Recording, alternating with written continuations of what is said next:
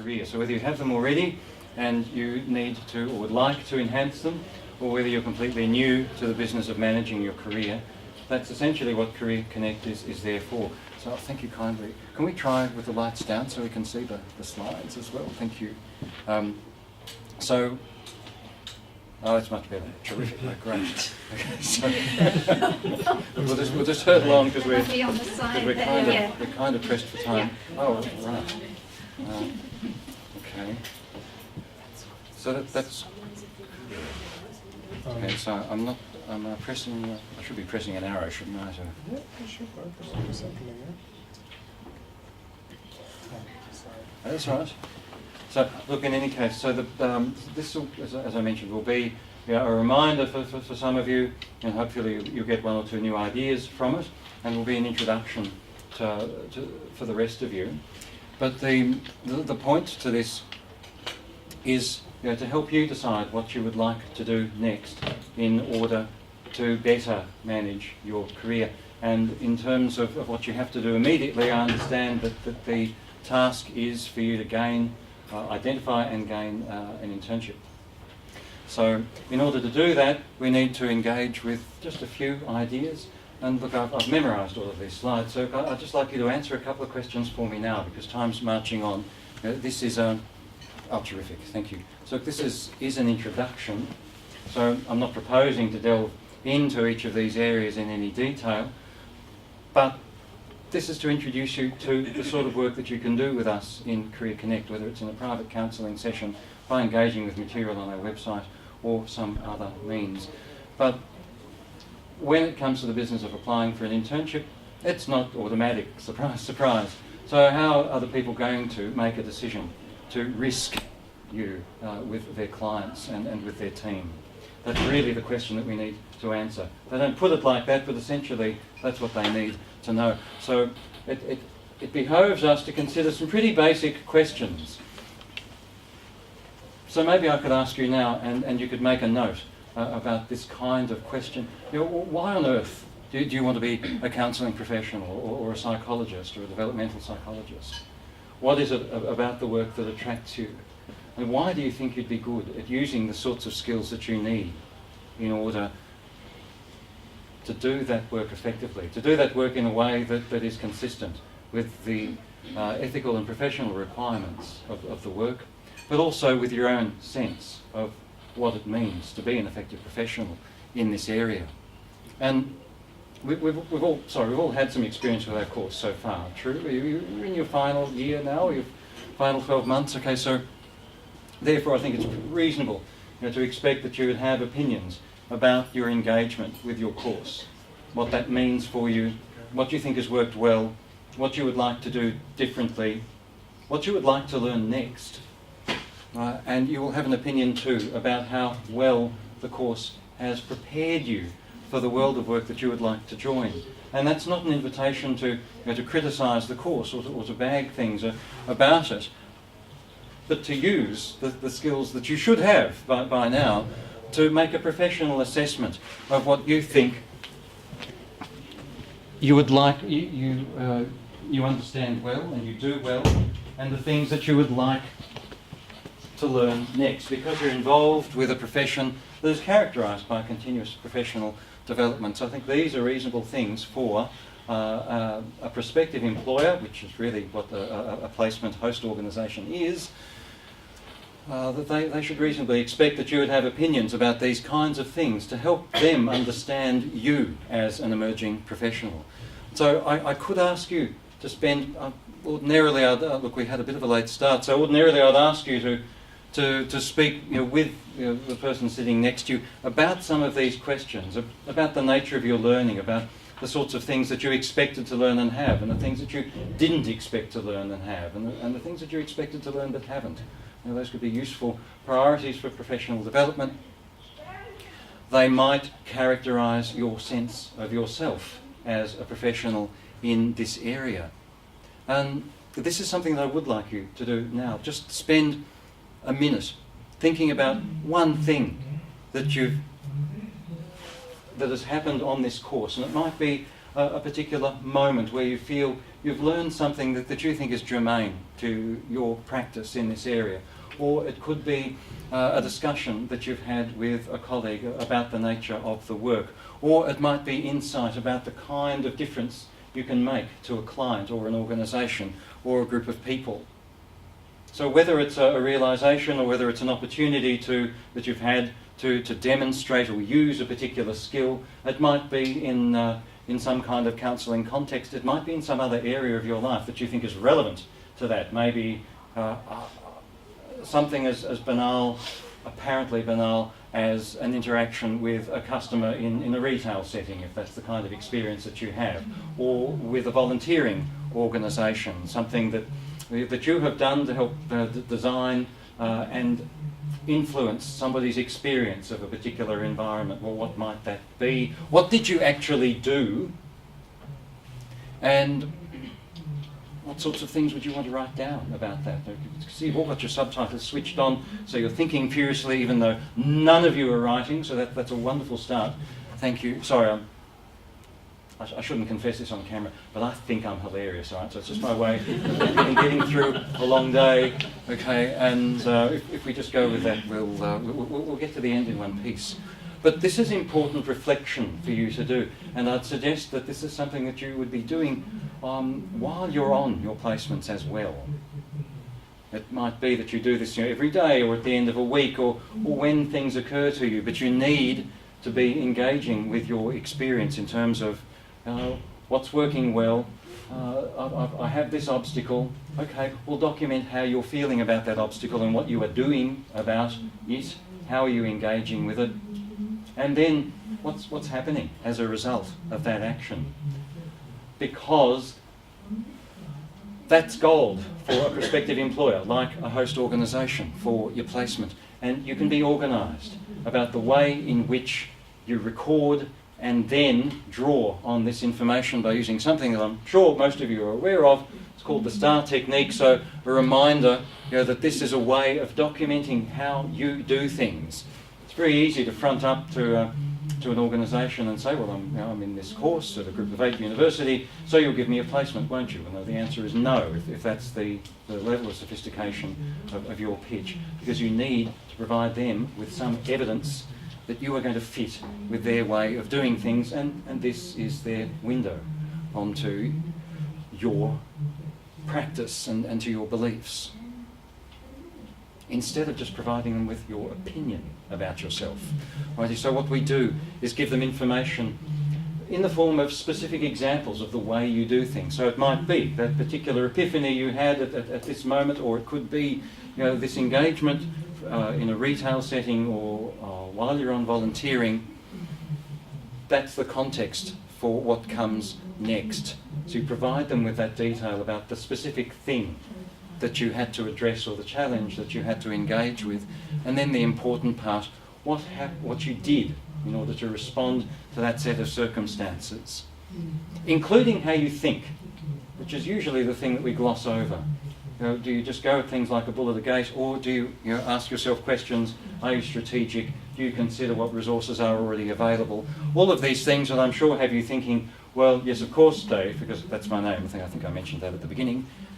There's that sort of mild hilarity creeping in, okay, again. But it's still there, so don't give up on it. Of course, I do those sorts of things, but if that's your response, then that's exactly what you need to jot down. And that's exactly what you need to make sure that you mention to your prospective employer, because it generally is the things that we take for granted about ourselves that are the things that characterise our work as emerging professionals.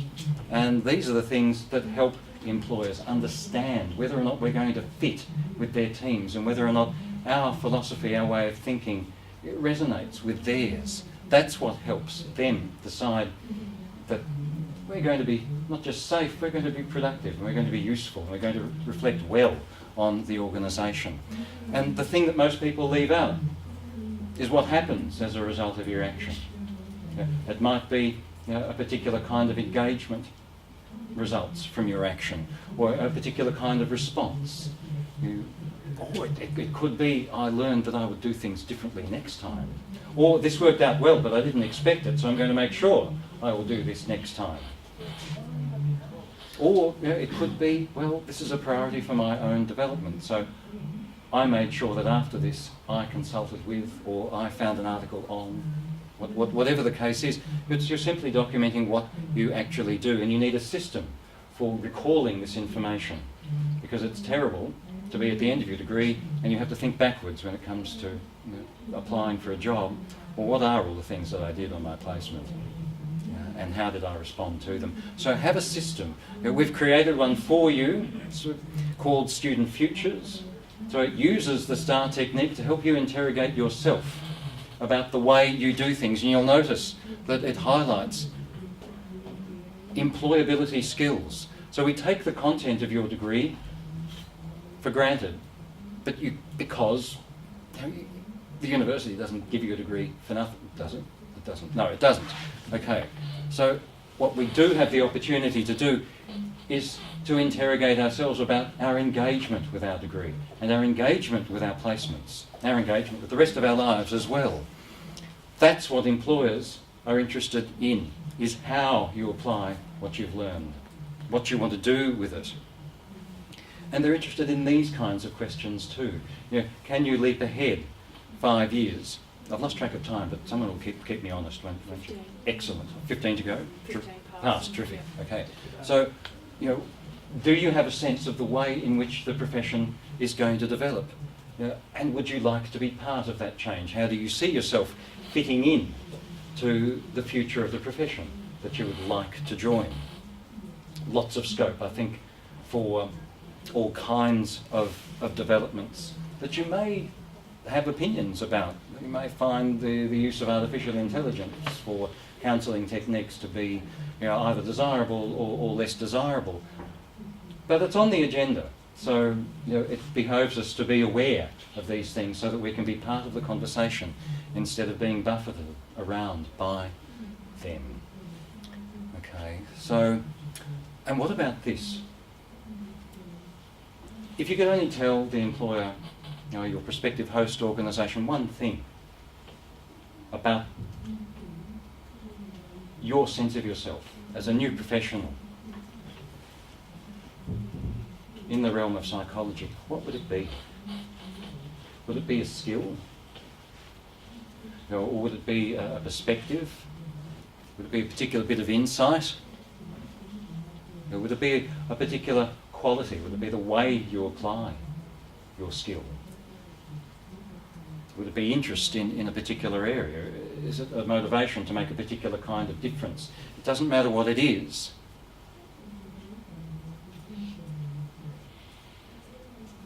But I think a bit of introspection about this now and during your placements will help you a great deal. And just to show that I'm not all bad guy, I have actually given you permission to cite 3 things about yourself. These can be aspirational as well. You don't have to be able to split the psychological atom. That was good. Sorry, no, so I still think I'm hilarious. I'm doing it on tape as well. It's not good. But, you should be able to articulate the kind of professional you would like to develop into, and this is the important bit. What is it about you that makes you think that this is attainable? Or if you're speaking about a skill or a perspective that you possess now, what is it about you that makes that possible? What is it that even makes you interested in this particular aspect? And can you write one sentence about that, the thing you nominate, and the reason that you think you're good at it? What kind of results do you get? What kind of effect do you notice yourself having? Because generally what we find is that people's answers to these kinds of questions are consistent with what the profession needs. And the profession is good. It tells us. It's worth remembering that this notion of professionalism has been contested for many a long year, and you can Google it and come up with lots of different kinds of definitions. There's Lawson's classic definition of this notion of professional service being imbued with individual notions of professionalism and access to a body of knowledge. But personally held beliefs are a key part of what people understand by this term professionalism. So, there's a government link there that spells out a bit more about that. But the thing I think that I'm trying to get at inelegantly is this last point, that if you apply some of these notions to your own practice, then you're in a position to articulate your strategy for engaging with this profession instead of taking the Nike approach, which is, well, I've got these 20 different things to do today, and so I'll just work really hard so I'll get them all done. How can you apply an ethical framework to your practice so that you can strategize and be an effective professional in many areas? And again, the profession helps us. So here's APRA's, well, a selection from APRA's competencies that they suggest are going to be applied by your supervisor on your placement. And there's many of them there, but I've just picked 2 or 3. And so they specify that ethical, legal and professional matters are a core competency. And so there's some thoughts about what that means and how you're going to be assessed. And look, forgive me if I'm pointing out the obvious, but it would be dreadful, wouldn't it, to be in a conversation with a supervisor only to have them discover that you don't know what the National Psychology Examination is, let alone that there's an ethics element to it. So we can read up on these things in advance. So again, apologies. This is a reminder, but it's a reminder really of a process that you have the opportunity to engage with, so that you're providing employees in application documents, including your host organisation, with select information about you, so that they can imagine you working for them. And it might be to do with the way that you communicate and conduct interpersonal relationships. And so this is how you're going to be assessed. So again, it might be a useful thing if you have an example. If your overarching view of yourself as an emerging professional is characterised by that core competency, or why. You need some evidence in order to make an application to your host organisation to say, well, this is how I do things and this is why it's going to help me fit in with your way of doing things. Or this is why it's going to enable me to learn to do things your way, if that's going to be your argument. And look here, again, another example. The competency frameworks that the profession provides you with at different stages throughout your career are useful because they explain things, and they explain that working in cross-cultural contexts has elements to it that you may or may not automatically take into account. So it can help you make sense too of the context that you might be asking to join. And now we have the opportunity to draw selectively on our information. So if you go through this kind of process, then you'll be relieved of the anxiety of needing to download everything from your brain into an application document or in an interview context, because you'll be able to draw selectively on your information. If you've done this kind of homework, then you know exactly what you want to say, you know which examples illustrate that, and provide opportunities for follow-up questions from the other side of the table.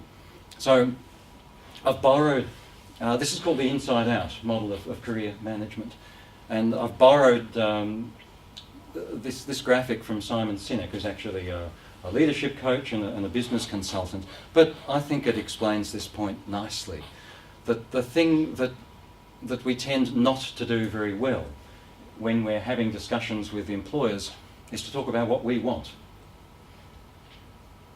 But I don't mean, I want this development, I want this job. That's not what it's about. It's about what you want in terms of making a contribution to the organisation that you're asking to join. It's about your professional purpose, if you like, or your sense of yourself as an emerging professional, and why that is going to be a valid thing for the organisation that you're asking to join. It's really John Monish's question which is set in stone just outside the Robert Blackwood Hall. Is your learning just for you? I'm paraphrasing. Or is there some benefit for the community? Well, what's your contribution to the community going to be? Why do you think you're good at that? We're very good in resumes at saying what we've done. Okay, so we're good with that bit of information, but we don't talk so much about how you do things, and that's really what the employer needs to know. And you can provide select examples in your resume. But you can use your cover letter to do what most people don't use cover letters to do. So again, forgive me to all the organisational psychological experts in the room, but most of us don't talk about our reasons for doing things at all, and the sort of contribution that we want to make, and how we imagine ourselves doing that in the organisation that we're asking to join. And that's what we've got the opportunity to do in an application document like a cover letter, is to demonstrate that we understand what we're applying for and how we're going to fit into it by considering these factors.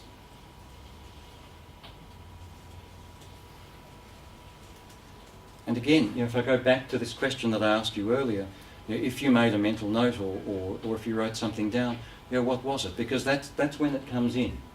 Specifically, is in your cover letter. And it provides context for everything else. So your sense of yourself, as a professional, your overarching objective, the thing you want to achieve, provides context for everything else that you say about yourself. So we make that point in our cover letter. It's supported by the kinds of things that we highlight in our resume. And it's backed up by our discussion in interviews. More about that in just a sec. But it's the difference between saying that your aim is to get a job, because that's not a purpose. That's just a limited result. Instead, the employer needs to have a sense of where you're heading, who you are now, and where you're heading. And you can provide them with that insight by talking about what it is that you want to achieve, or what it is that you want to contribute, what kind of difference that you want to make. So if you can answer that question in your cover letter, you will be standing out from most other people who make applications who simply rehash their resumes in their cover letters. And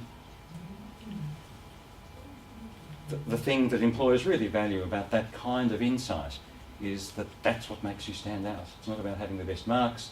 It's there, look, the camera's on, but it's true. It's not about having a degree from a group of 8 university. The camera's off. Great, okay. Oh no, the camera's on. I'm agreeing with you. Okay. Yeah. Okay, so it's about what you want to do with what you've learned and what you want to learn next.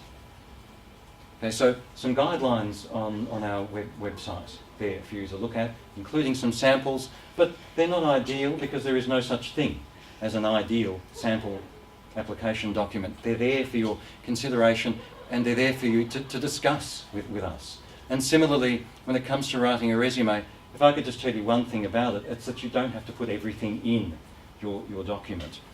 So, some guidelines there, but here are some key things that I think must be in your document. And the thing that most people leave out is the skills list. I mean, that's, I think, the most important way of giving someone a snapshot of who you are that complements the sense of yourself that you're laying out in your cover letter and that you will explain in further detail in the interview. And so you can do that by making this kind of evidence-based claim. And look, it's not opinion, because I'm saying this is where I demonstrate that skill. So you should be able to go to that section in your resume and see a bullet point that doesn't repeat this point, but provides further insight. In about that much space, but all you need to do is say, well, how did you use your training to detect undeclared narratives? How did you do that? It might be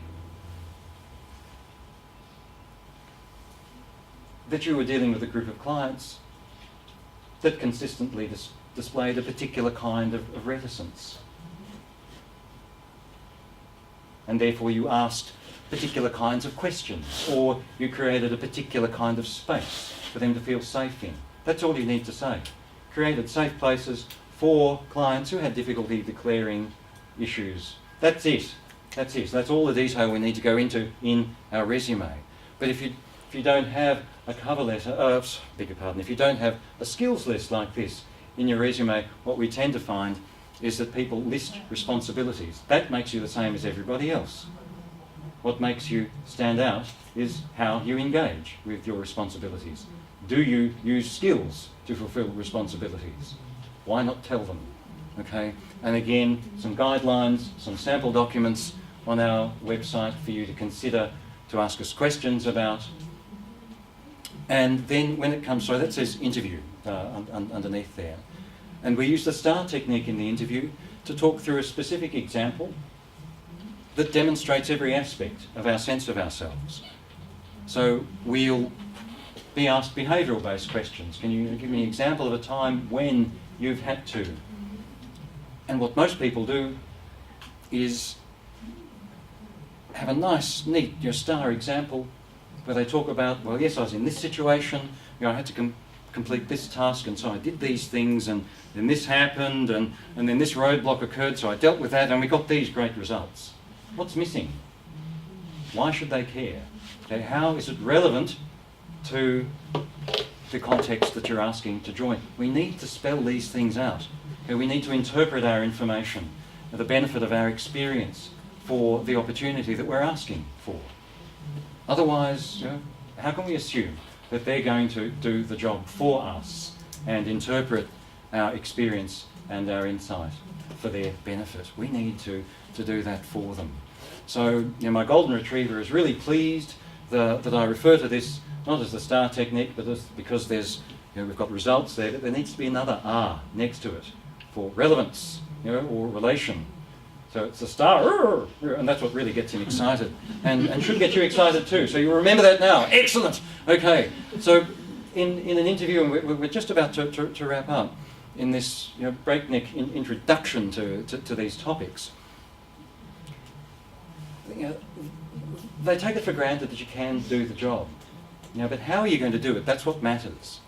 And will you do it? Is there enough emotional currency in the work for you so that you can cope with the demands of the job and not burn out? So when it comes to preparing for interviews, what we can do is start with published information in their job advertisements, in their position descriptions, and the key selection criteria are our point of entry, because those are the things that they're going to use to measure our ability to deliver the responsibilities that we have in the job that we're applying for. And that's what gives them a sense of whether or not we're going to be able to contribute to their purpose in terms of their values and their mission. All of that information is just sitting there waiting for us to pick it up and read it and use it to analyse our own experience so that we can pick up those points of alignments and describe them. That's all we need to do. It's not a sell, it's not about marketing, it's not about coming up with perfect answers or pretending to be perfect. People run a mile from prospective employees that think they have all the answers, which I think is good, because it means that we can be ourselves. All right, so in an employer's market, and there is a lot of competition, that's our responsibility. We need to interpret our skills and experience. We need to understand what we're applying for in order to do that. And this is what it's about. It's about who you are now, but what you want to become and what you have to do next in order to achieve that.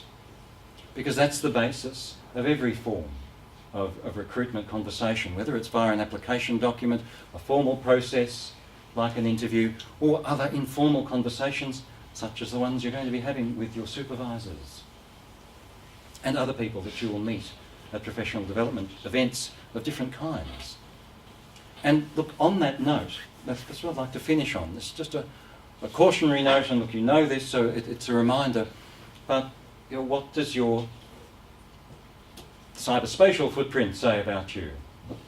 Whether they should do it or not, we know that employers will check it. They'll Google your name and see what comes up.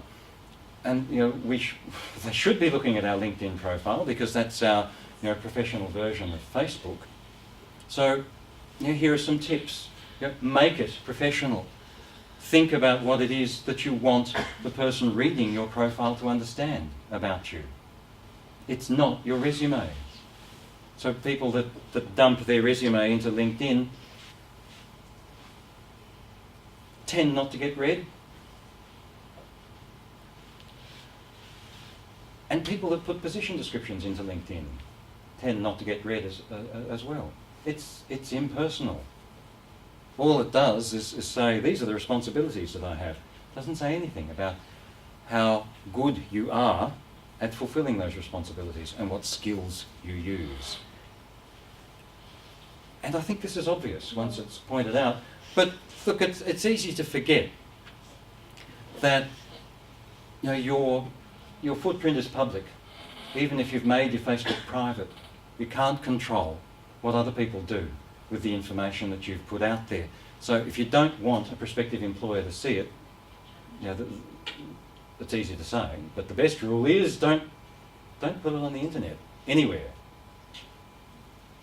And if you've got hundreds of friends, can you be confident that one of these pictures won't be cut and pasted into another forum that is public? Okay, so that's the thing that we're trying to remind ourselves of, is that we don't need to rely on favours to get a placement or to get a job. Because employers need to be able to justify their decision using evidence to employ us or to not employ us. And, this is what it's about. It's a professional conversation about work. That's what we need to bring to the table by using evidence to talk about ourselves. So a reminder that your goal by the end of this month might be to have your resume organised or run by us in Career Connect, or that you might be wanting to research a particular kind of internship opportunity. But for reflection later, this is where you find us. So that's where all the job information is on our website. There's a long list of resources there that I'll let you read through, but our website provides a comprehensive range of activities, information. We have our own Moodle site. You can have private consultations with us, interview practice. If you have time, there's volunteering and leadership modules for you as well. All right, so for your own enjoyment later on, you can keep these slides by your bed and read through them every night. I guarantee it'll be the best night's sleep you've ever had. Okay. And because you're in your final year, you have access to a new initiative of ours, which is Career Success Coaching. So there's the link down the bottom there where you can sign up for this. That's for people in their final year who have made use of our other resources. It's a private conversation with an industry professional in this area who provides you with different kind of insight. All righty. Here endeth the lesson. Thank you again for having me along. Look, I think I've probably gone slightly over, have I? Just a little bit of it. Okay, I beg your pardon. So, No, it's useful. so I'll leave you to the next part of your evening. I'll hang about for a bit if anyone has some questions. If there's burning ones, you can ask me straight away, or Yes. we can unveil the goodies here. What if we had a couple of questions straight away if anyone's got one? There's one right down the front here. And can I come to you in a sec? I just had a question with when you're putting the skill stuff in your resume, Yes. how that differs from the key selection criteria where you fill out the separate document. Oh, what a good question. Okay, any thoughts about that? So the skills list is a snapshot, and the bullet point was 2.5 lines long. That's about as long as it should ever get. How long would a key selection criteria response be? Well, it depends on the question, but Yeah. usually probably a couple hundred. But you're going to have to use the STAR technique to talk through a specific example. So great question, thank you. Yes. So you go into a lot of detail Yep. and relate it to the organisation you're So asking you to can use join. the same skills. Yes, indeed. But it's a very good idea too, because you're providing a different level of insight. Terrific, thank you.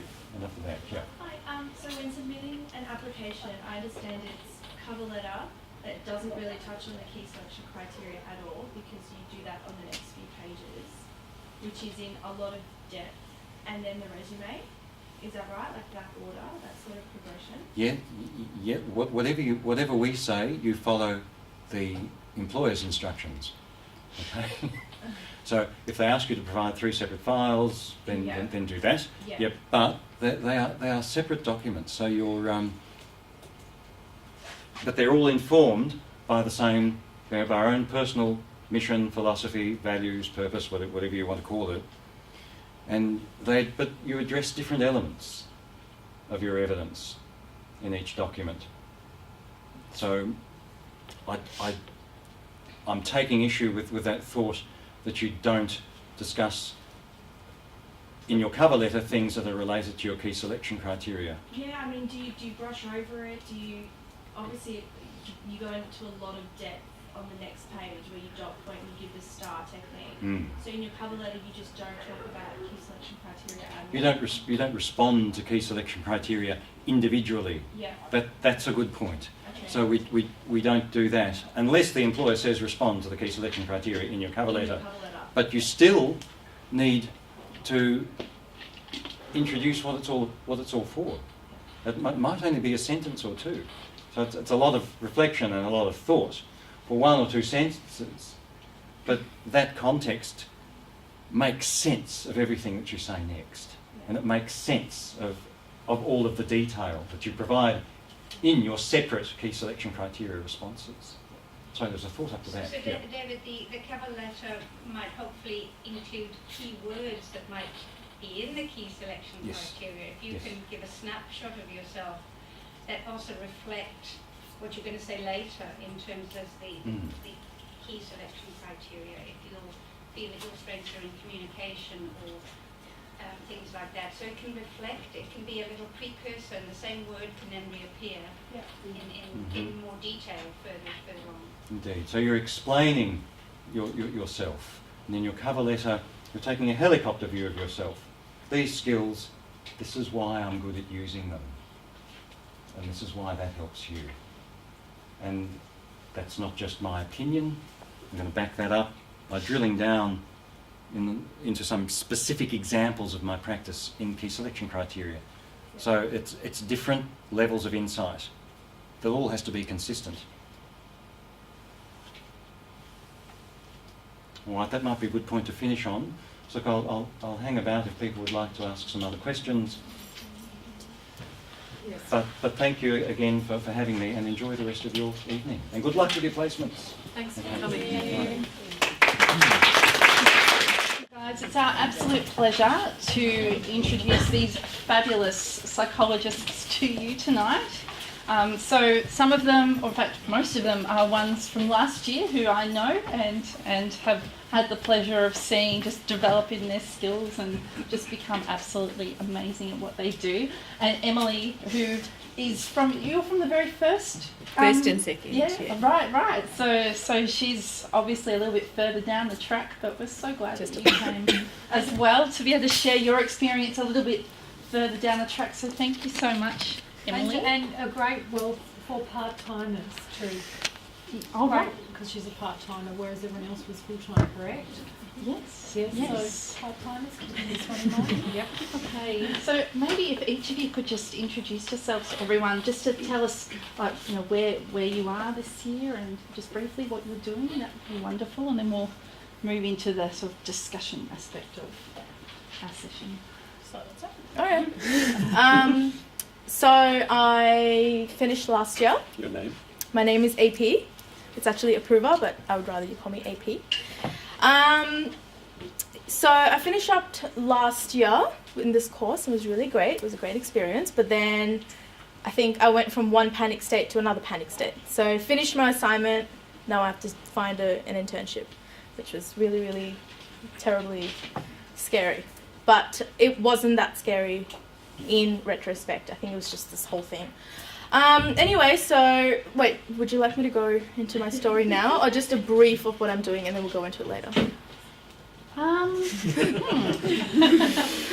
Well, I don't want you to repeat yourself. Oh no, I'll So- just go over what I'm doing now and then I'll just talk about the process later. Is that what you wanted? Sounds good. Sounds good.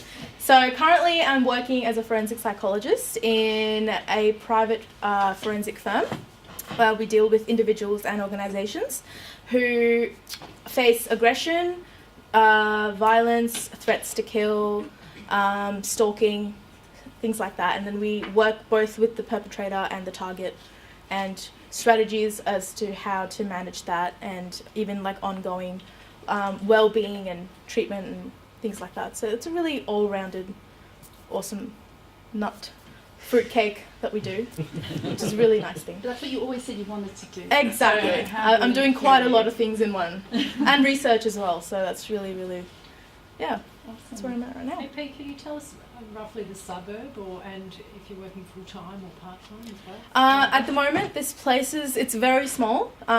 It's run by 2 people, and then there's me and another 5+1 working there. So it's in Malvern East at the moment. And so I say at the moment because we're actually moving offices, but we're quite like, we move to the client. We don't actually have a counselling centre there. And so yeah, it's quite mobile. And what was the second? Full time, part time? You got another job? It's Is your actually only role? officially it's part-time, but I put in more hours, just because I like to research my stuff. So I log more hours for APRA's logbooks, but I actually officially only do like 4 days or 3.5 days. Yeah, that's. I could ask so many more questions. Oh, please do. But We need to go through. yeah. I'm Emily. I'm more of a slow and steady kind of person. I started the course at mature age and did it over 2 years, and have been doing my internship for 1.5 years. I've submitted for my general registration, but everything with APRA takes such a long time. So I am working at the moment. So I did a placement last year in a school, and they offered me a position for this year. So I finally, hooray, have paid work as a psychologist. Yeah. And then I'm doing a placement at RMIT, counselling students. So at the moment it's 4 days a week, but I have a young family, so that's too much for me. So once everything's ticked off, it'll be back down a little bit for me. Yeah. Great. My name's Carl. Currently I'm working at a community health centre in Gamblers Help, the Gamblers Help program. Also doing some after hours work in the new sort of ATAPS program, and a bit of research on the side as well. How many days is that like total for you? Too many. It's about 6 days a week. Yes, and that's self-inflicted. Supervisor is not happy, but I want to get through it. What's What your is e- ATAP? Sorry. So it's, you guys have probably got to explain ATAPS better. So ATAPS is the Thank you. it's like the same as MBS through your mental health care plan system, and so you get 12 sessions per week, but you have to be low income earner. So it's just kind of another avenue where the government pays for psychological therapy with people, and it's 10 sessions, but you can't do both ATAPS and MBS. You can only do one or the other. Yeah. Thank you. What's your ETF, estimated time of finishing? Next week. I should, Like tomorrow. no, I should be submitting to APRA early March because I'm having 5 weeks off at the end of the year. So early March is estimated. So you're about halfway through. Yeah, submitting next week, 6-month report. Yeah. My name's Annika, and I work full-time 5 days, but it goes probably into 6 days to meet the APRA requirements, to do case studies and research for your clients and stuff. I work for a private practice called VCPS, Victorian Counselling and Psychological Service. Their headquarters is based in East Melbourne, but they have some satellite locations around Sunshine, Mill Park, Surrey Hills, and I do counselling, and I work a day a week in a retirement village with geriatric clients, and they also have some funding for some government funded projects, so I work on a youth psychosis project together with like Origin and Headspace. So can I ask why, when you're working at VCPS, which is adult counselling, correct, why are you doing the a day's work in the older and then the stuff with Origin as well? Well, because my contract with VCPS is specifically for an internship, so they've set it up so that I meet the competencies across the lifespan. So the stuff with Origin is with youth, so 12 to 25. Then the counselling is majority with adults, and then the older adults as well is kind of to get that across the lifespan stuff. Yeah. Thank you. So they facilitated all of that for you, so that you're So able to good. meet the competencies. Yeah, they haven't. Yes. I think Enough a and good. yes, Yeah. probably. I think Yeah. the good thing about private practice is that, and particularly VCPS, is that they're a pretty innovative place, and so if you have an idea to do something, then they will help you to make it happen. So we're about to start some drumming groups for rhythm and mental health as well, and that was, I kind of went to them and said, I want this, and they said, oh yeah, well if we can make money out of it, let's do it. So was that your idea to do older and younger as part of covering off on practice across the lifespan? Well, it was in my contract, so they'd obviously read the requirements, but I don't think they'd thought about how that might happen. So then I said I need to meet. I have to do practice across the lifespan. Yeah. So by the way, will you provide supervision Yeah. for me to go and do a day of Yeah. volunteering with old people and do some work with Origin? for Yeah, example, and it's to they're all do contracts that they've facilitated within their company. Yeah. younger? Okay. Cool. Lee, can I ask a question? Of course. This This is is for you guys to fine. ask questions. Did Ask you ask questions you? whenever you Yeah, want. jump in, you guys and ask questions. It's supposed to be like a conversation. So, Yeah. did everyone have to, because I know everyone has to get practice across the lifespan, but it sounds like you're the only person who's had to really make. So when you do your original plan, you don't have to show that you can do everything. You just need to show one thing to get it over the line, and then by the end, you just need to show that you've done some work with across the lifespan. Yeah. But that you don't actually really need to do the work. You can just work with your supervisor to watch videos or to go to a PD on so you don't have to work across. But We've had this conversation. I'm like a stickler for the rules, and Yeah. I wanted to kind of get a bit of a sense because I don't really know what I want to do, so I wanted to get some understanding about what it was like to work, and now I have some clearer ideas what I don't want to do and what I might be interested in. I Really? think your Sorry.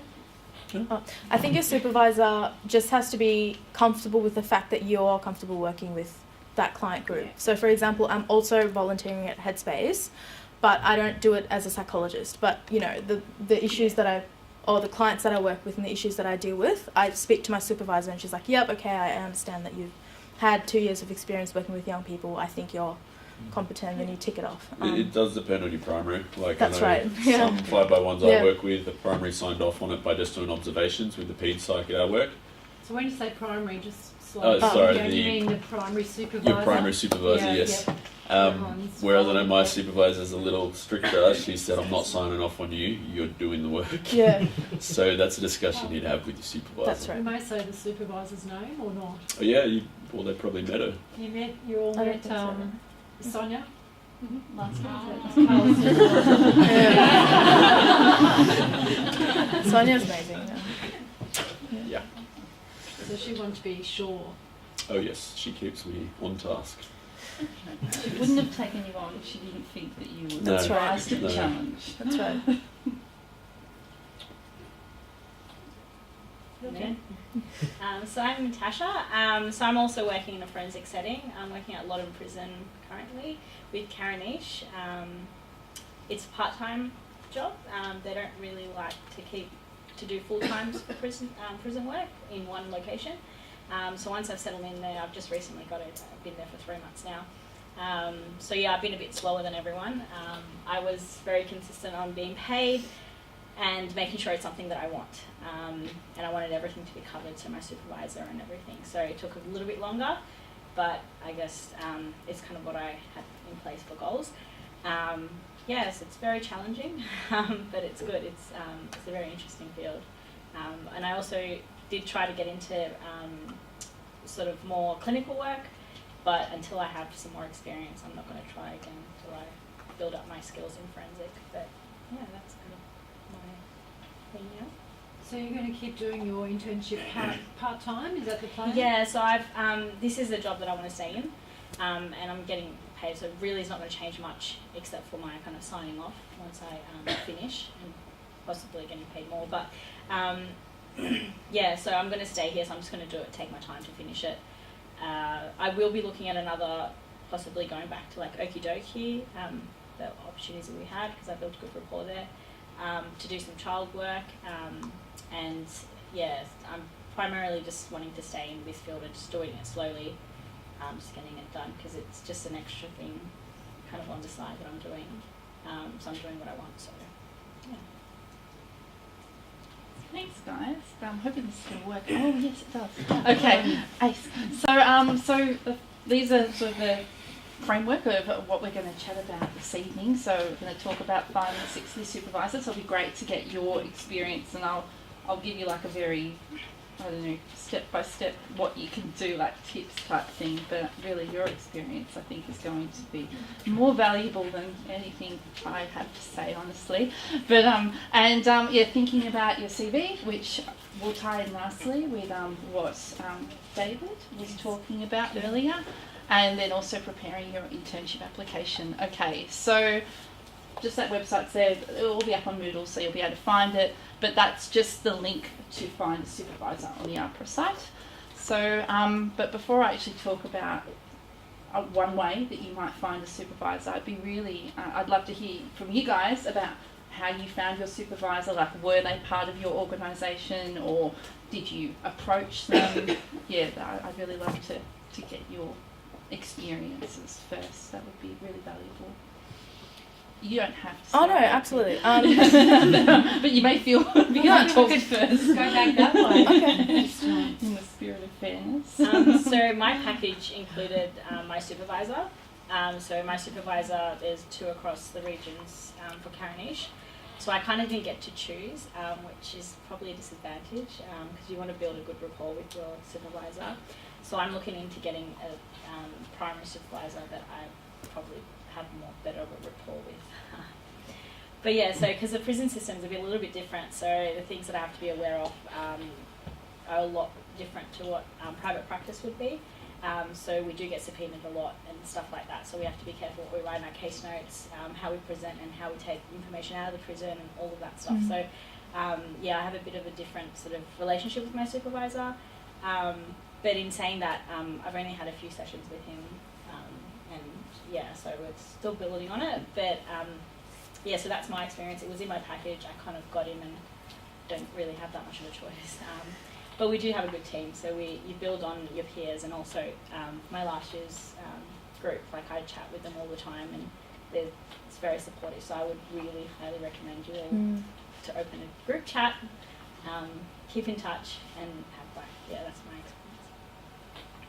So it sounds like it's a little bit of a double-edged sword, as I was saying to you guys just when we were chatting over food, that I think that probably it's really nice to think, yes, supervision's paid for, awesome, you know, but then like Natasha was saying, you don't get to choose who you get. So if it's someone who, you know, their competencies don't match up with yours, or they can't actually give you what you want, then and they're also restricted. Yes, and they're also restricted. Like my supervisor is very restricted on his position description because he is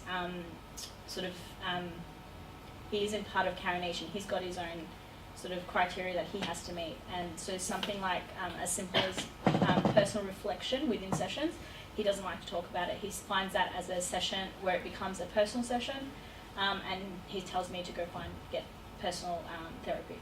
That's his way of dealing with it, which to me, in this course we've learned that all of our sort of reflections should be brought into our supervisor, and we should talk about it and how to manage that.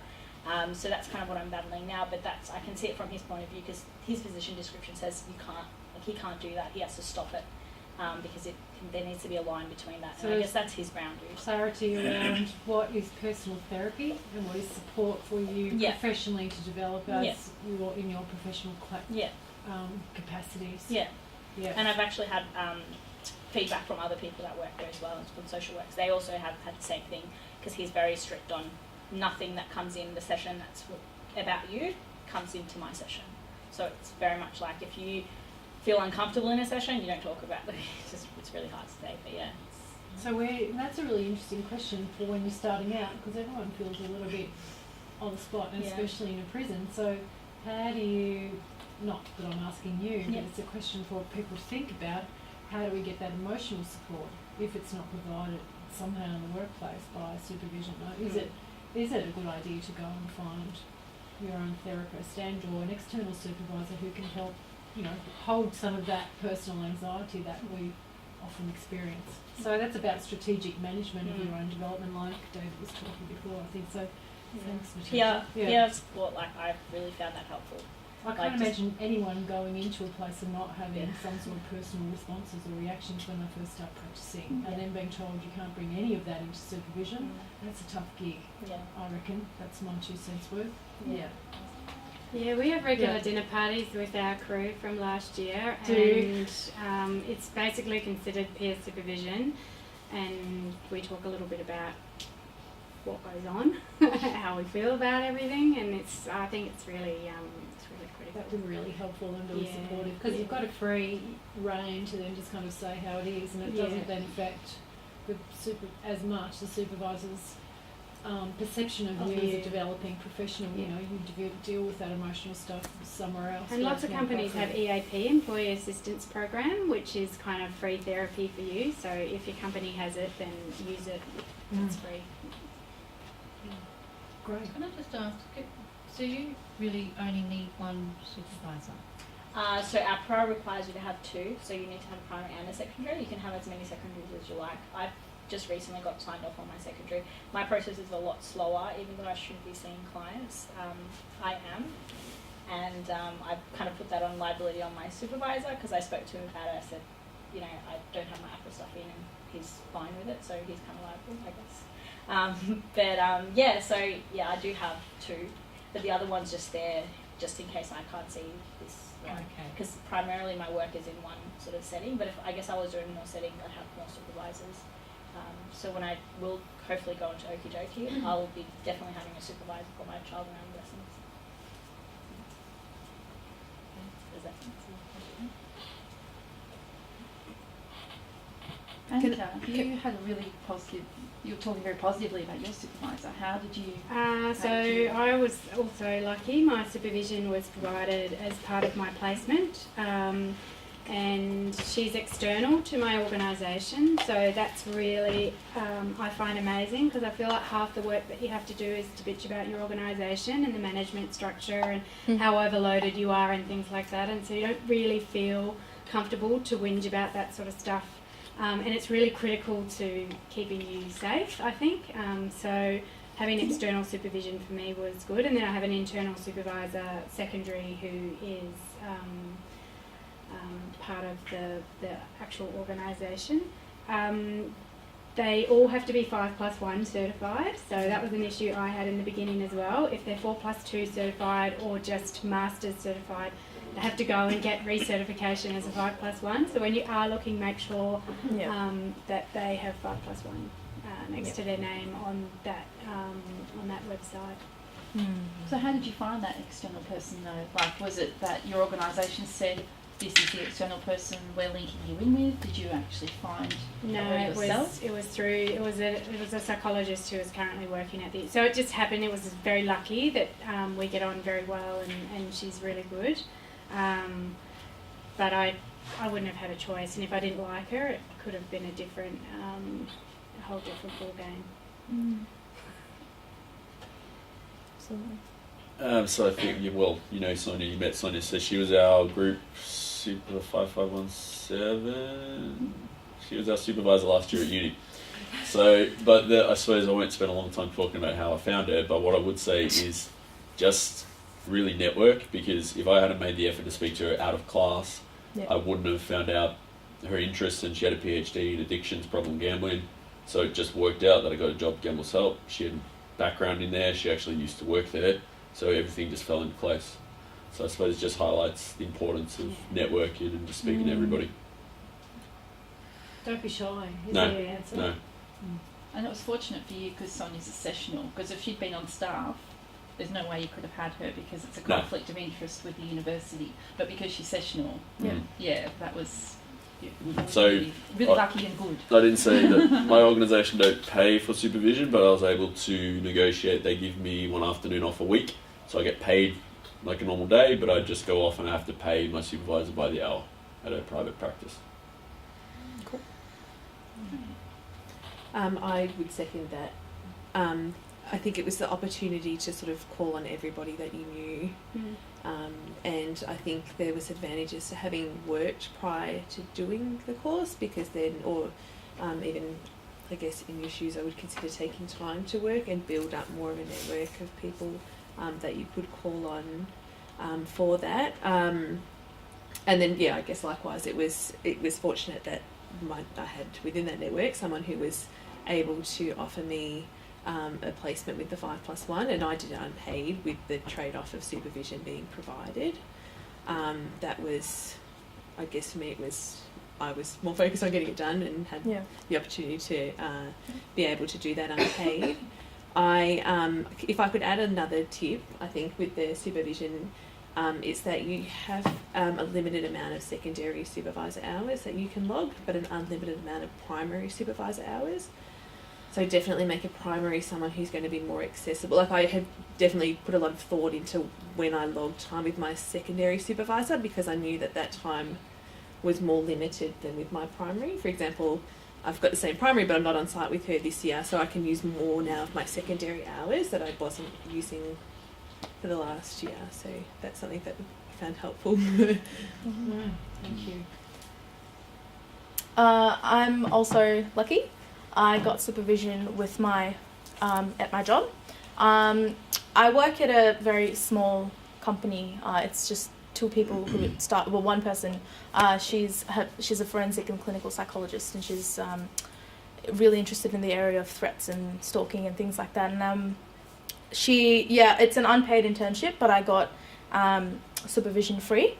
So it was really nice to have that, and she's a 5+1 accredited supervisor as well. So I think when you look for a job, usually when they advertise for something that says 5+1s can apply, I think usually they really have considered this already, that they know what is required as part of your internship, and they'd either offer it or make arrangements or have some sort of thing in your contract where they will do it for you, because I think they understand it's very difficult and things like that. So yeah, I get free supervision, and my secondary supervisor, just like Carl said, I contacted Sonia just because I knew that she worked with drug and alcohol. She had a history of working in. She's a secondary.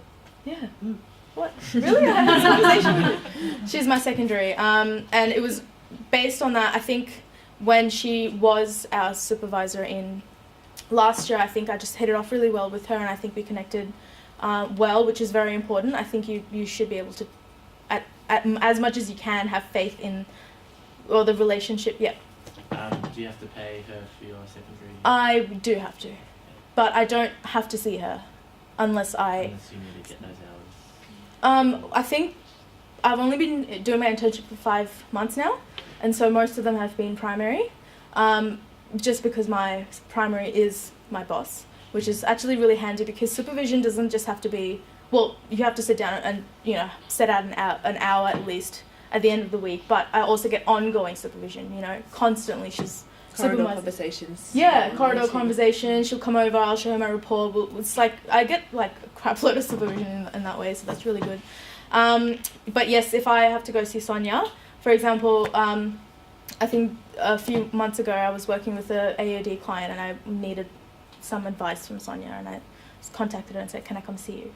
And so, covering your bases with your supervisors. So my primary is obviously a forensic clinical supervisor, and she knows that because it's her company. And then your secondary could be somebody who could help with who complements it, but also does other areas as well, in case you have a different experience, just so that you don't have one person who's only forensic. You have a general and things like that. It's really helpful. Finding somebody who has been a supervisor for a 5+1 before, I think That's would right. be invaluable. Absolutely. The other thing I was just going to add on supervision, I was just thinking, I know once you get out of the course, it's like find a job, find a supervisor, get your head around all the requirements. But with the supervisor, you've really got to think that you've got to find somebody who, if you have the choice, who you can really be comfortable sort of being vulnerable with. Yeah. Because you need to be able to say, I mean, we all suffer from imposter syndrome at one point. You need to be able to feel comfortable sitting there going, got no idea what I'm doing. And ask those stupid questions. Because if you don't have that rapport, then you're not getting as much as you could out of that supervision. Yeah, that's right. I have some colleagues who didn't have it included in theirs, and they had to negotiate as part of their role. So they spent like the second half of last year networking. Like we all went to a symposium, like 4-day symposium, and one of them got her supervisor. Just found them on one of those 4 days and kind of spoke to them. Yeah, that was Kate. So that was kind of set up at that conference. And another girl started the job and then negotiated at her job with RMIT, which they hadn't done it before. She negotiated for them to be a primary there. So, and they were pretty reluctant because there's a bit of work to do.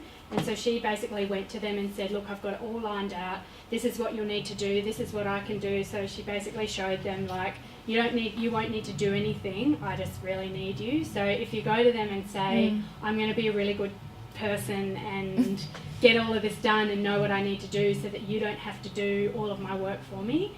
And they ended up saying yes as a result of her being really forthcoming with, that sort of stuff. Give me a signature.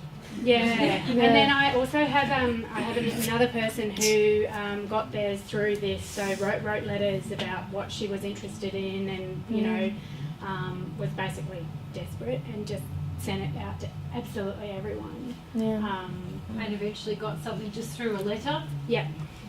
Was she careful who she wrote what to, or was it a just blanket one? I've got a blanket one to show you from someone who sent one to me, and I'll show it to you in a moment. But the thing is, I guess also once you get started and get your paperwork going, it's not finite. Like if you hate them, you can change it. And once you've got it all through ARPRA, it's not as hard to then redo it through ARPRA. So once you kind of jump that first giant hurdle, you're fine. You're in. It's a simple form after that. It's like, I don't like you, go away.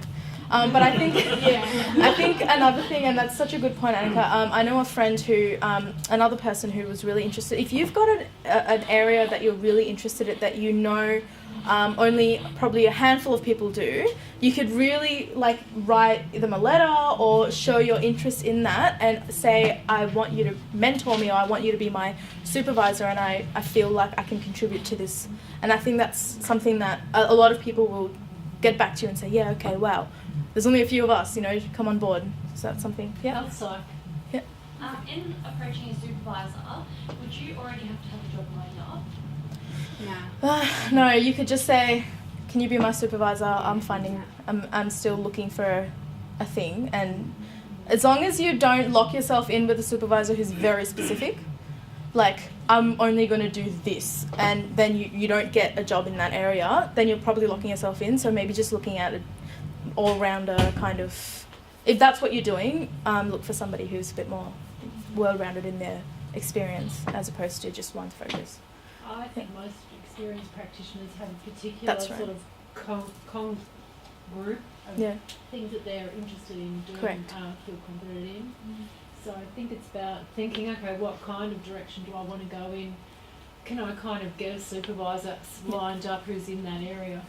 Because you wouldn't find somebody who does, I don't know what I'm trying to think, maybe learning disorders or learning, it's not my area, sorry, but kind of thinking people don't generally specialise in old and young, for example. No. So if you wanted to specialise in old and then you found a supervisor who was working with young people, well, that's not a great match because they're not going to know what you're doing. Hopefully that's helpful. If you want to go into couples stuff, then you might do a couples one. But if you don't know, it will just be like a general sort of At all Putting your your training feelers events, out. just ask. Just Yeah. be shameless. It's Yeah. so embarrassing, but you just have to be shameless and say, you know, I'm interested in trauma. Can you who do you know about this 5+1 program? I Who love do you that. know that will supervise? Like, just pretend. I don't know. Annika would go up to the guest speaker, especially one I remember, and you just put yourself out there, and good on you. She took It the was shit. opportunity. Okay, so it didn't work out, but it was so good that you were proactive and tried. That's- you know? I had to go to my secondary supervisor's house on Christmas Eve to get a signature for APRA. Wow. The western suburbs. I was just like, no, I'll come, I'll be there. I've got to get this in. He's like, oh, if you can get here, sure.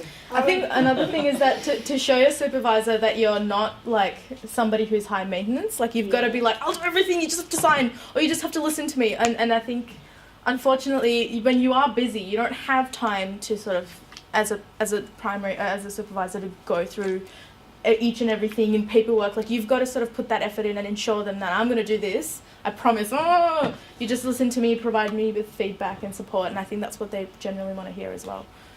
So, My experience as a secondary supervisor, I do it on the weekend because I have so much time on my hands, is that the person I supervise, she has 2 internships. So she has one in AOD and one in schools. So her AOD, her primary is an AOD supervisor. And, I'm in Dev, so I'm a secondary. I see her every fortnight. That's because she works in the school 2 days a week, and so I need to see her that often. And that works for her and that works for me. But that's what that internship looked like. So it's similar for you, is it, Emily? Yeah, so I've had now 4 placements, one of which was the same school but went from a placement to a position. And then one that was limited in the role, and then one that started this year. So at RMIT, where I've got an adult population, I have a counselor supervising psychologist there, and then I've got my primary who's more childhood and early and school age kids that she continues to work with me along that. So yeah, it's not at the same, because the adult stuff is newer for me, I've got more of a background in kids, I see her more often, but I've still got that support for when I need it. When you say kids, Emily, you're working with very young, or is it secondary, or? The youngest client I've worked with in my internship was 18 months old. Oh my God. And that's doing sort of really early start at risk ASD, working with the family. And then now it was the early intervention, now it's school age, so primary school age 5 to 12. that's amazing experience. It's pretty cool. So youngest is 18 months, oldest is about 55 or something. So. Nice. You've got the lifespan going on. Yeah. Extreme lifespan. Miles? So just to clarify a bit, because this is probably a stupid question. No, it's actually. I still ask stupid questions, so that's okay. I feel better. Simultaneously, we have to be searching for an internship and a supervisor. Like, you don't really do one before the other. It's a process that goes together, right? It can happen in different ways. It can, yeah.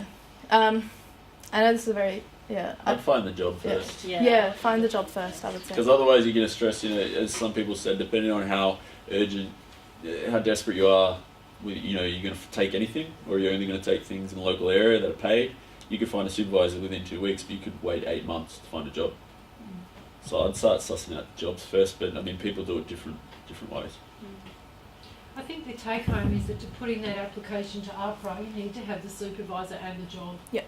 But it doesn't matter which order, APRA doesn't care as long as you've got something like that. Is that Well, what do you think it about can be that? either or. I think if you know what field you want to go into, you can probably have your eye on a supervisor and say, look, I'm going to approach you, and be like, I want to approach you because I'm interested in this area and I'm looking for jobs in that. And if you've got a couple of interviews going, you can sort of get them, like let them know, oh, this is happening and things like that, and sort of balance it. I think it's a balancing act.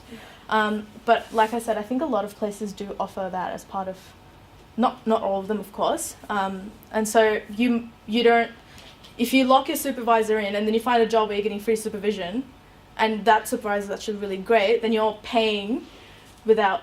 So I think just getting to know what the job is and getting to know what you're getting while still having your eye on a supervisor. I know it's tricky, but I think you just got to.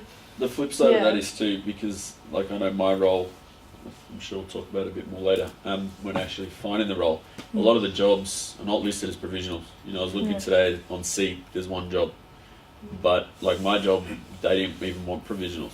But because of my experience, and I called up the manager, Yeah. when I interviewed, I said, you know, you guys, they hadn't heard of 5+1, and there's a lot of jobs out there that can be moulded to a 5+1.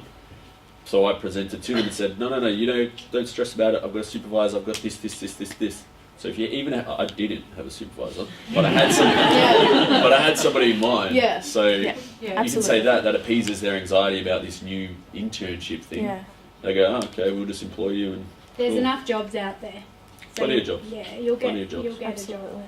And you've got to again ensure your potential employer that, oh, don't worry, we'll handle everything. If you're introducing them to 5+1, just be like, I've got a supervisor, it's all going to be good, chill, like, you know, we'll handle the paperwork, I'll get you. So I think you've got to do a lot of like reassuring, but definitely having a supervisor in mind in the field that you're interested in, and then sort of going to your job and seeing if it's included in that or just different things. And then you can actually, it may be that it's included within your job role, and then you can make that person your secondary supervisor or something like that. So it's just having it on, like, you know, having your cake and eating it too, but except not. And you have to be clear about what the different things APRA wants so that you can do the juggle there with the job and the supervisor, right? If you didn't know and you weren't being so proactive, that's what I'm thinking as I'm listening to you guys. You've all got out there and done it.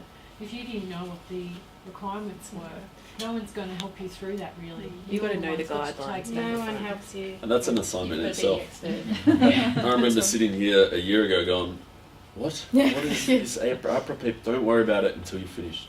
Like, just don't stress. It's an assignment getting your head around what they want. So that's normal. Yeah. And also if your registration lapse, like that was what we were told last year, and I was really worried about it, that my registration's going to lapse and I'm going to have to re-lodge everything and all that stuff. It's not that bad. Like mine lapsed. I got my job a month after mine lapsed, a month and a half, so I was just over because you get a month extension. And then I just took it really slow and I was like, you know what, it's okay, I'll take my time. But yeah, like it's not the end of the world. It's just like one extra. Actually, I think it's the same paperwork. It's the same paperwork. You just can't log your hours. That's the only thing. So it was really stressful last year because thinking that my time was going to lapse, and I was so worried because all my friends had already got jobs and they were like already ready into it, started logging the hours. But so it's not the end of the world if your registration lapses. So is the message here to run your own race and do it at a pace? Yeah, whatever's good for you. Like if you want to, so if you want to get it that. done early, like just get whatever, do it quickly. You know, just pass it, like get all the tick all the boxes and then kind of settle in. Or you could just take your time and be like, I want to do this. And It's a really good thing because some of our classmates, Carl, you know, locked in everything. Like they're very proactive. Come September, I'm going to start. No, sorry, come Feb, I'm going to start, and you know, or come end of Jan, and you know, the rest of us are like, and it was so incredibly stressful for me because I was like, APRA's the lapse and this, and I can't find anything. It took time. I think I only started in March,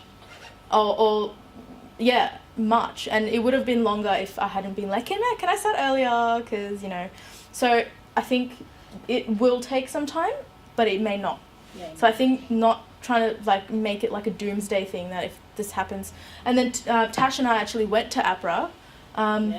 With our tail between our legs, going, our registration's coming to an end. What if you don't meet? And APRA was like, it's fine. And take up to 5 years if you want. Yeah, but then obviously don't trust everything that you Yeah. hear. You get opposing views from different APRA people.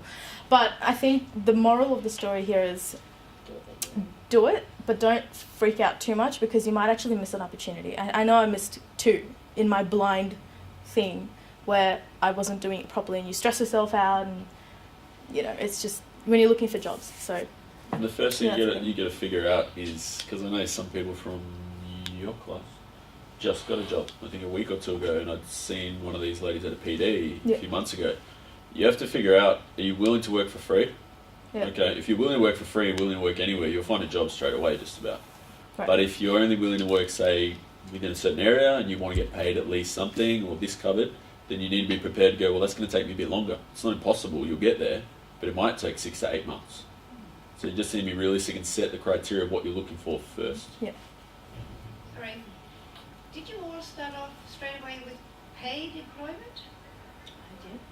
Who's got a paid role? I have now. You started with a sort of a placement. Well, internship, yeah. Yeah. Yeah.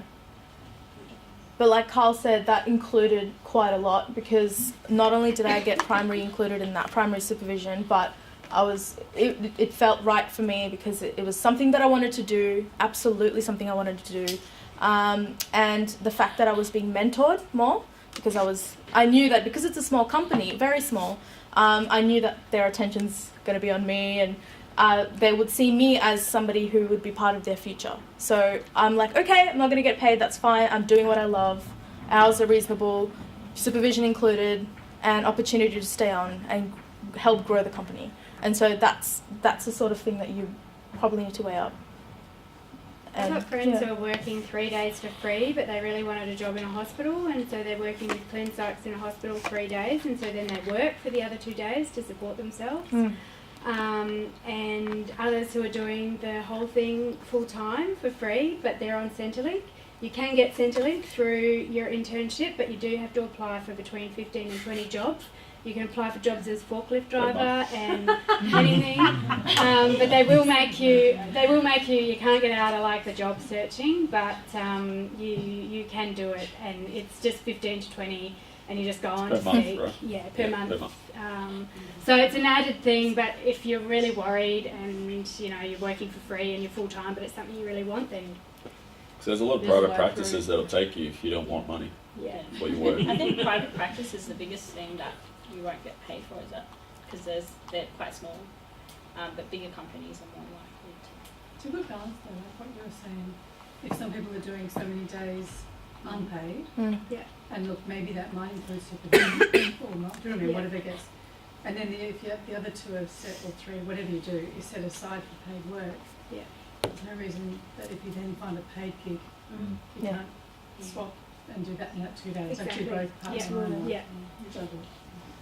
Emily, can I ask, how do you find a placement that's not attached to a university, and how do you arrange that with? I'm probably not the right person to ask, but because one of them was a organisation that I used to work with alongside, and actually the other two were through Monash. So the Catholic Care placement was one that I did, which is the one that led on to employment.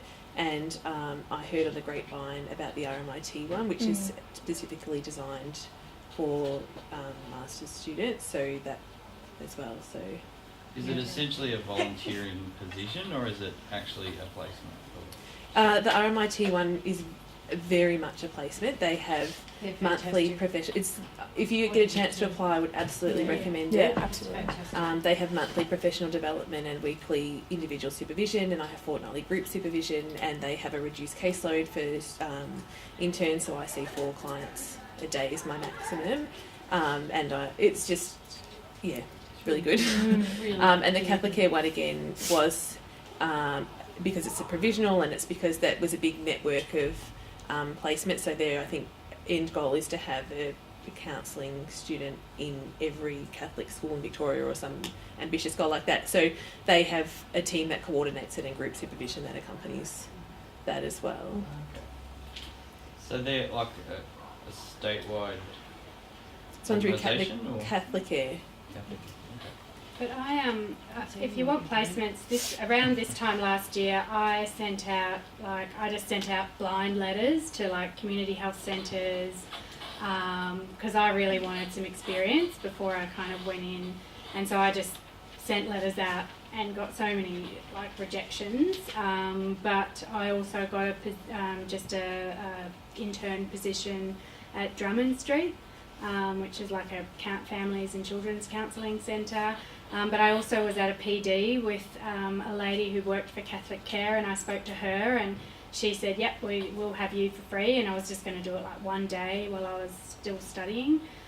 So if you can I just went online one day and spent like a whole day sending out letters to people about, I just want to work for free, and half of them never responded, and half of them rejected me, and 2 people said, "Yep, come in and we'll have you." So, So that's a day well spent, isn't it? Because you got 2 offers. Yeah. If you want to look at it that way.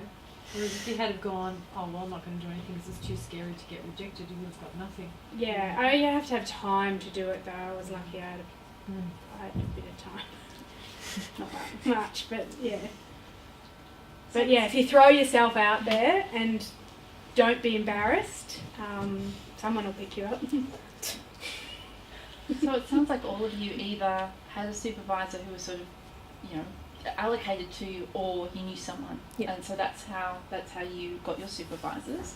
But this, I'll just put this up here because this is if you need to find yourself a supervisor. I just thought this might be interesting information for you, because it used to be the ARPA website, the search for supervisor is not great, but it used to be that even if it was 5+1, you could put the pathway in as well. You can't do that anymore.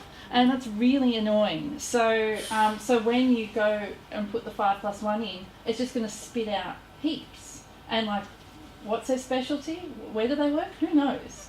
So what I would suggest is if you choose the registrar program instead, in the drop-down menu. So it's got 4+2 registrar, 5+1. If you choose the registrar one, then you can choose the area of practice, and then it will give you all these supervisors.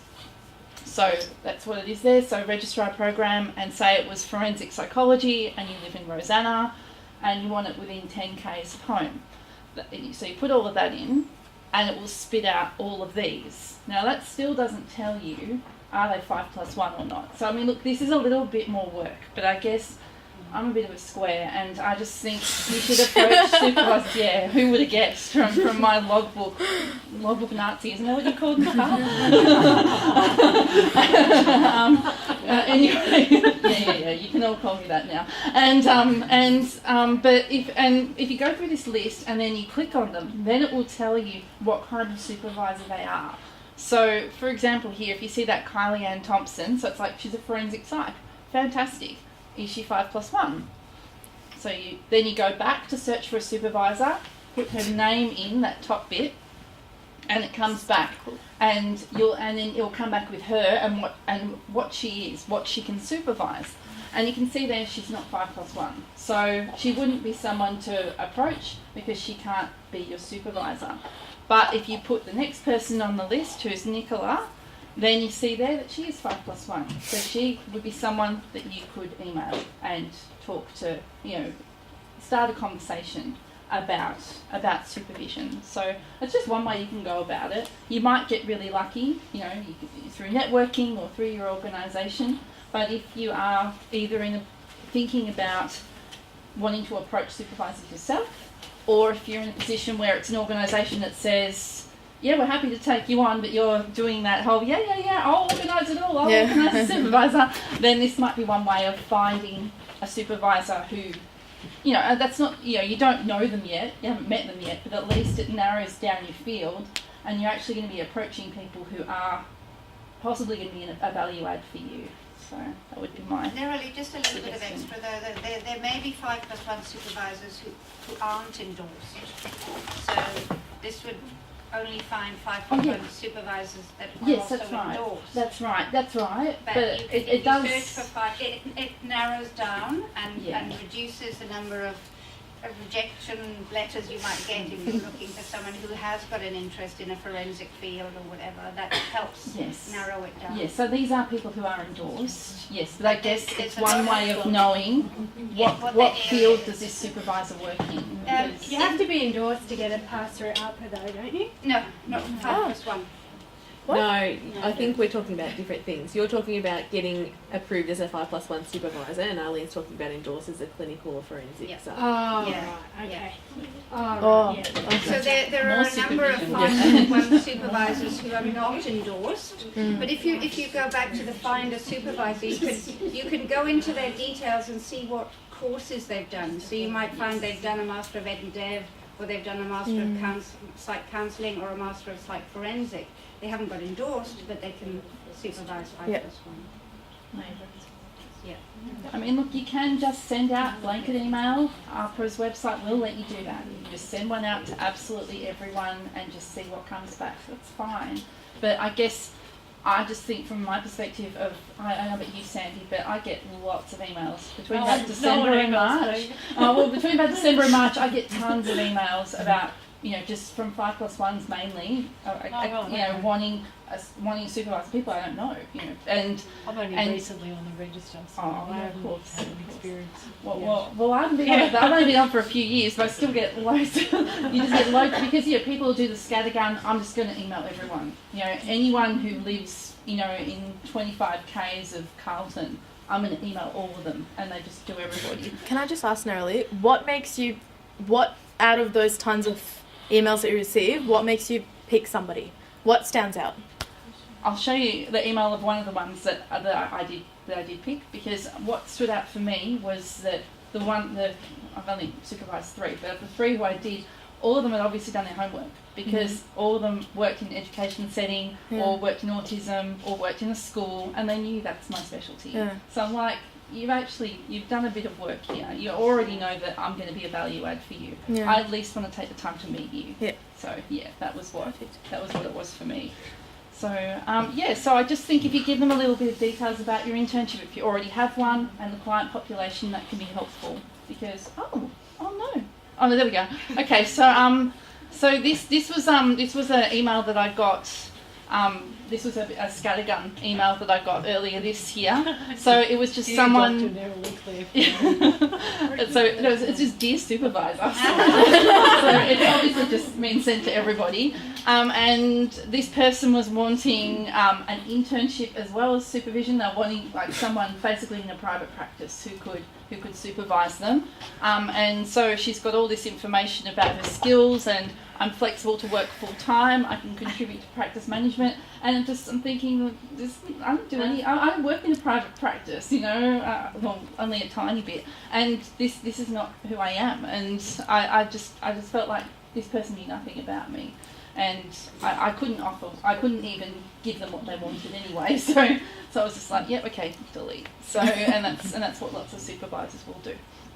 This is one that I got, who I did interview, and I now like her secondary supervisor, and so she was someone who was lucky, I guess, that she already had her internship, so I knew that she was already working in a school.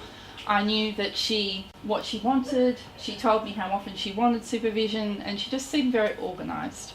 So I just thought, this is someone who's worth meeting. And then when I met with her, I could see what a value add I would be for her, because she'd received very general training at the place where she did her Master of Prof, and I knew I could give her lots of skills and supervision around working in schools, because that's my bag. So that was a really good one. I thought that she wrote that really well. I thought she was very clear about what she wanted, and so that's what got my attention, and that's why I met with her, and now I'm her secondary. So so I think it can be worth it to take a bit of time to write a good email that actually has your name and actually shows that they know a little bit about who you are. That's just me. Okay, all right. So thinking about CVs. Can I just add before that on that? There's 2 or maybe even 3 Facebook pages called Australian Provisional Psychologists and Australian Provisional and Early Career or something like that, and I think there's another one as well. And there's always people advertising that there's supervisors on there, and there's other people who are writing and saying, is there any supervisor around? And they're actually really amazing places. If you're not already on there, get on, because there's jobs and there's resources, and if you have any stuff that you need, you just put something in there and someone somewhere responds. Especially issues with AHPRA, somebody else has been through it, they'll respond. So what are those forums? I'm just looking at it now. It's called Australian Provisional and Early Career Psychologists. Okay, great. Provision, I don't know. It's called Australian Provisional, exactly what you said. Yeah, Australian Provisional and Early Career Psychologist. And There's another one too. Oh. Is that a closed group or you have to? No, Yeah. you've got to... You just got to click join and someone will say, yeah. Yeah, they'll ask you for Yeah. I don't know what the other one is. Has anyone got any questions about, what are we talking about? Supervisors? Whatever that topic was. Before we move on. Do you guys have any social life? Do you have any social life? Or do you have any It's a good life? question. A social life? Yeah. Minimal. Yeah. But I suppose that's what I was going to say before. If you take a while to find a job, just enjoy it, because Yes. actually once you get into it, especially once you start studying for the exam, and the case studies and the observations and Yep. all the logbooks, Yep. it's a lot. It is a lot. It's completely up to you. If you want a social life, you can have it, but you'll work less and it'll take you longer. And some of my friends, they don't care that it takes them longer. I'm like, I just need to get Yeah. I think the most amount of thing that goes in is that at the end of the week you've got to, or at the end of the day or end of the week, you've got to log your stuff, you've got to think about things, you've got to have supervision, you've got to, if you're seeing private clients and you're doing therapy, you've got to look up, do a session planning, and then you've got to do research for theoretical frameworks or whatever it is that you have to look up. You've got to do all that, and so when it comes to the end of the week, you're like, and so I think the weekends are probably the best time, but yes, odds, like, I think it's better than, I think, studying, when you're, this year, I meant that your social life is a bit more active than when you do your masters, because I think you've got crap load on, but I think you probably, in your first year of internship, really, you've got to get everything sorted, because APRA is going to be watching you like a hawk. And especially up until the 6-month review, you've got to have a lot of stuff sorted. So with APRA, you've got to submit a 6-month review, a 12-month review, and every 6 months, like every 6 months that you're interning, you've got to have that. And so they want to see progress happening, not just the same thing. So you've got to push yourself. Exactly. Yeah. So The same. It's got to be developed. Yeah. You have to have evidence, and Yeah. all record keeping needs to be up to date. Can I just say something about the exam? I just remembered it. 'Cause Yeah. I know Yeah. last year the students sat here and told us, make use of the assessments while you've got them. Yes. And in my head I said, stuff you guys, I hate assessments. And then, so I did the exam recently. right. I wanted to get the exam out of the way as soon as I could. Yeah. And you have to know all the assessments. So I did the bare minimum with the assessments. When you're whilst I was talking in- about assessments, you mean like the inventories? list, the waste, in the way. all those- Accessing the text library. Yeah, so that's what I'm saying. Do it I wish now. somebody said to me, don't do the bare minimum, because when it comes to study to the exam, whether you do it at the start or the end of your internship, and you don't have access to them, it's very hard to study the content of them, Yeah. which So I found Would recently. it be a good idea while they're in the unit to get hold of the exam curriculum and start Yes. having Yes. a look at the two? Especially the big six, because you have to know, it doesn't matter, but there's big six you need to know in detail. The uni's got all of them, so get them out. Which borrow ones them. are they? Who knows what they are? The waste, the WIST, the PAI, the DAS, the K10. That's And it. DAS and K10 Yeah, it's DAS and both K10 on the then. public Yeah. domain. And the ORS, yeah? Oh, well, yeah, but that's It's in in the there. 20. That's in the 20. Oh, is it? I thought it was in the big six. So just do that. Do that. You've already got that sorted? See? There you go. And also making notes for when you don't have access to them. Yeah. Mm. I think that's very important, and your understanding of it. Shane's onto it? Good. I actually wish I did that. Interpretation. So, So you yeah. guys didn't get that last year for some reason or another, but no, we initiated it. You guys initiated it? Oh, well yeah, done. I'm Well, that'd be brilliant, because the exam is painful. Painfully ambiguous. So Did you pass? Can we ask? I passed, yeah. But you don't know how much by. Yeah. Yeah. You just have to Pass or fail. pass, yeah. Correct, yeah. But you don't know what your 75% score is. to pass?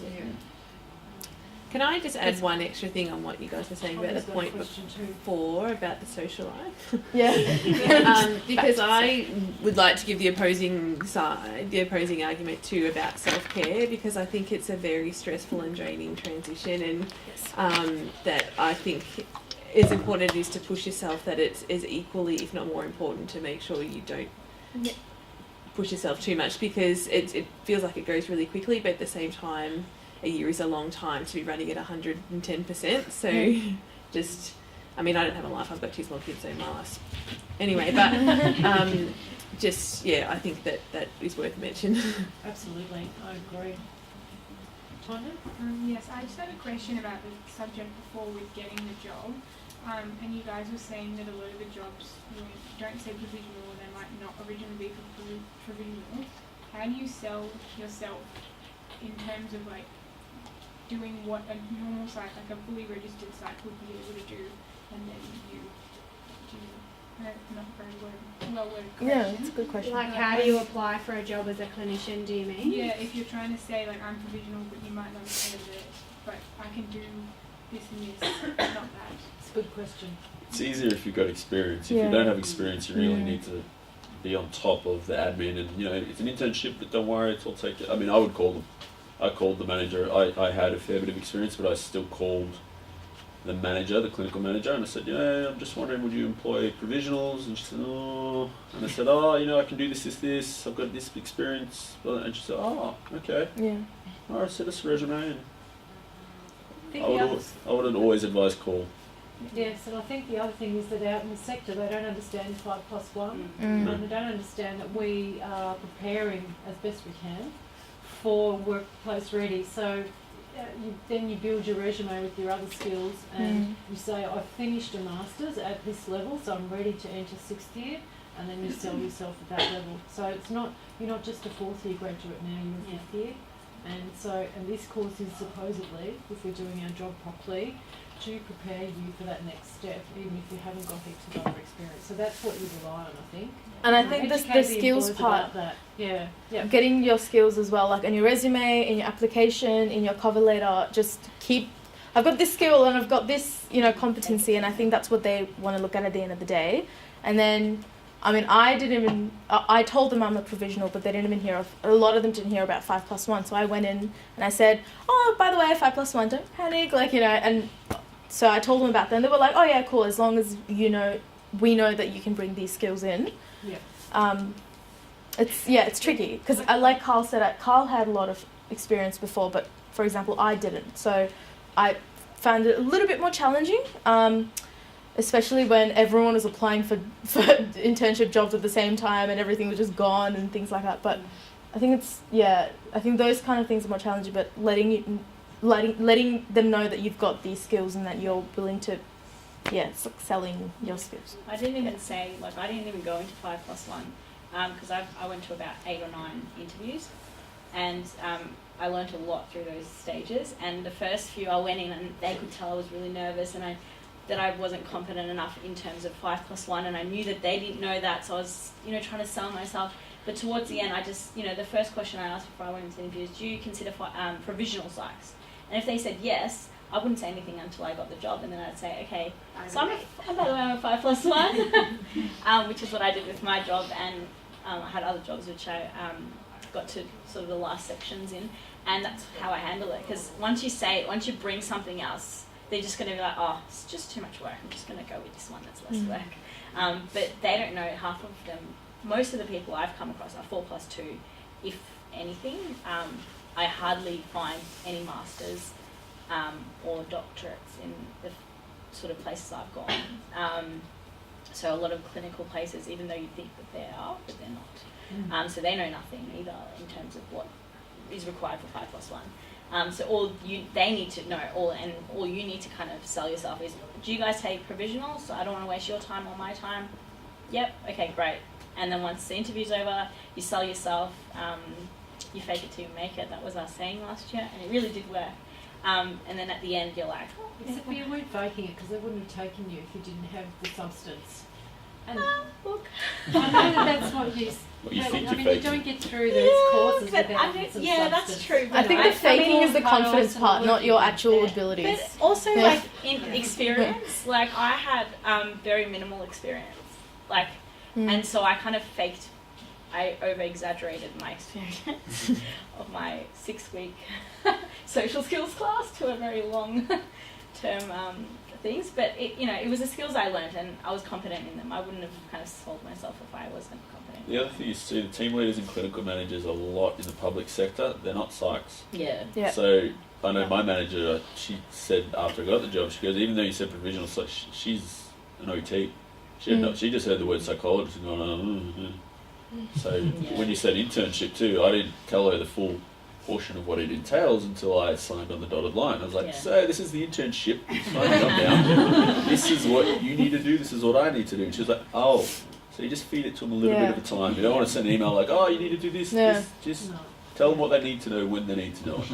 And there's jobs as clinicians popping up all the time, like Mind, Berry Street, all of them. And so just apply for the job and then get the job and then rework it for ARPRA to fit the competencies. Yeah. And that's pretty easy. Like ARPRA are pretty flexible in terms of what they seem to Gosh, I hope that's been recorded on the film. ARPRA is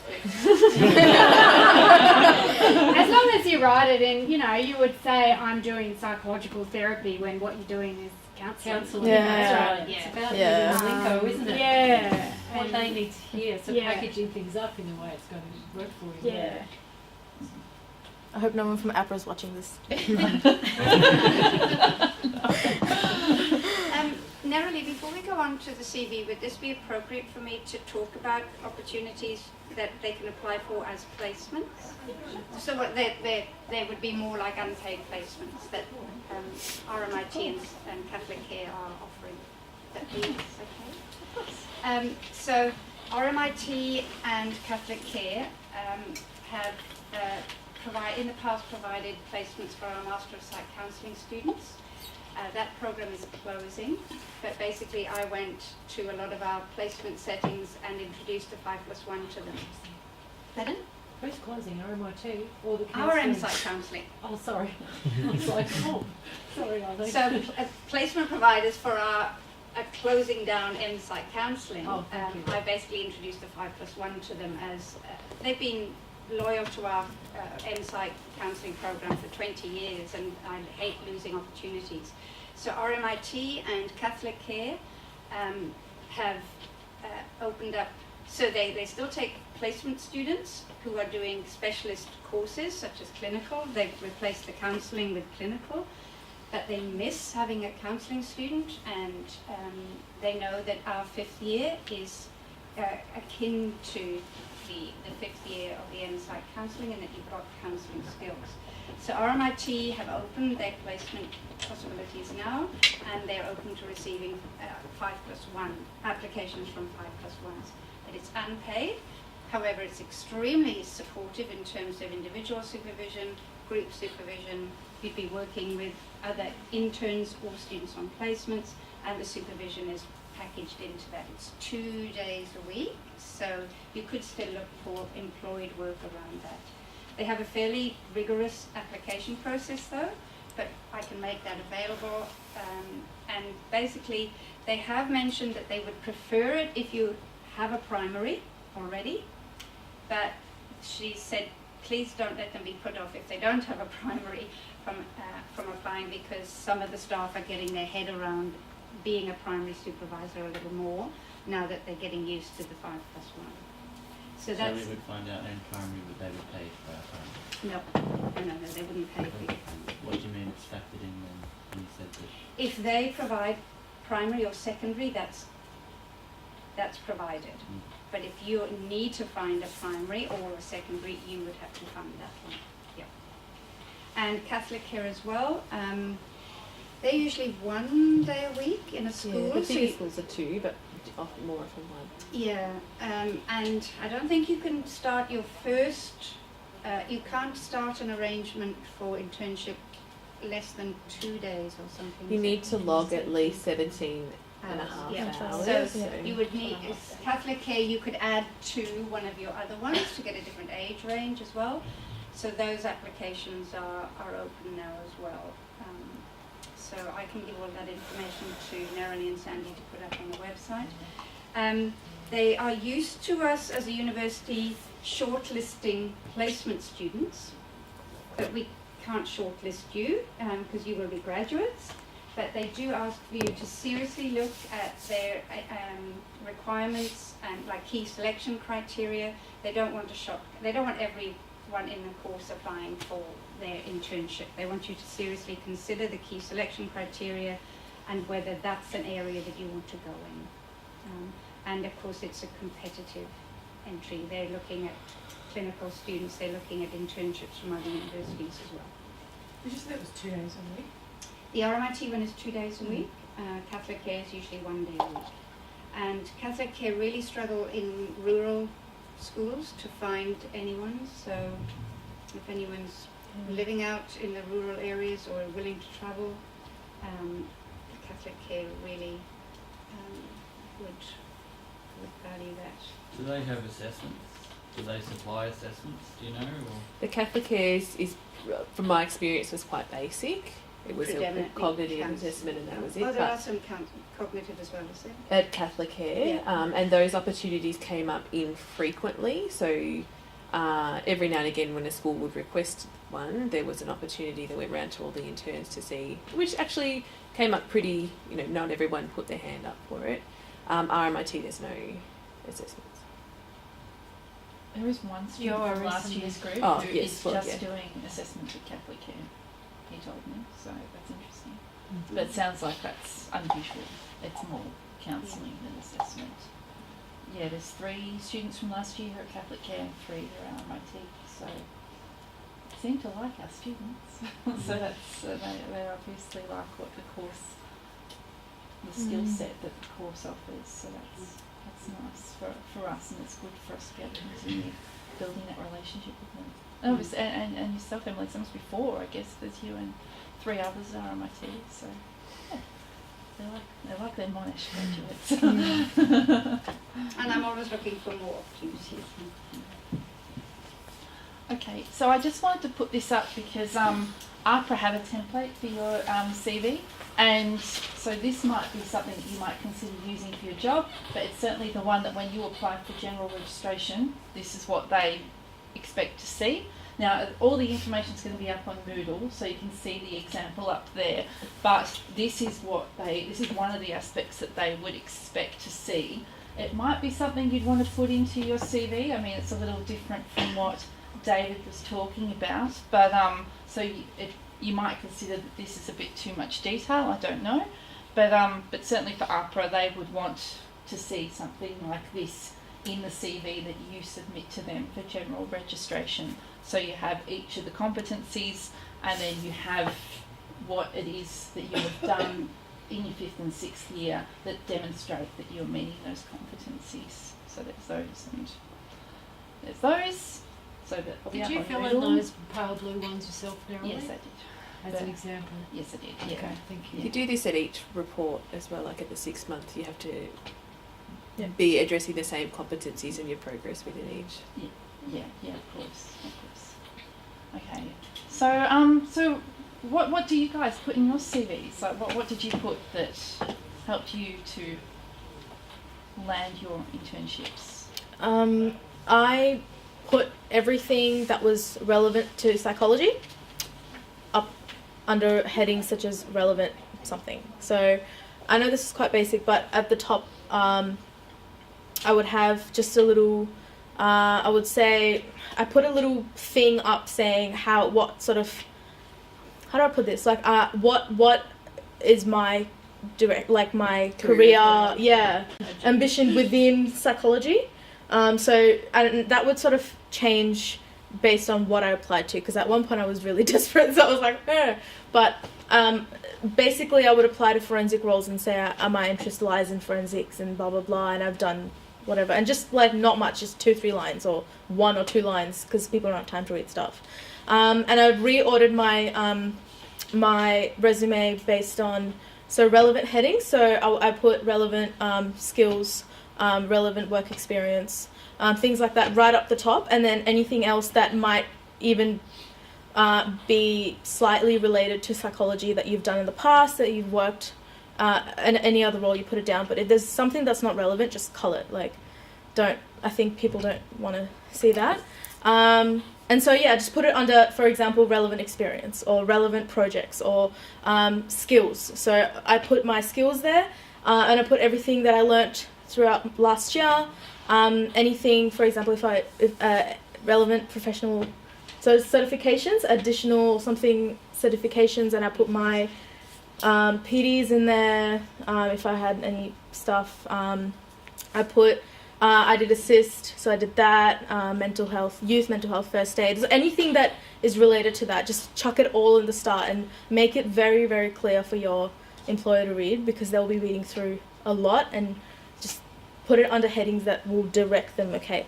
And that's the feedback that I received from my employer, saying that it was a very easy thing to read, and they didn't have to go looking for the information. So even if you have to be as obvious as saying relevant skills, relevant experience, relevant this, just put it under those headings.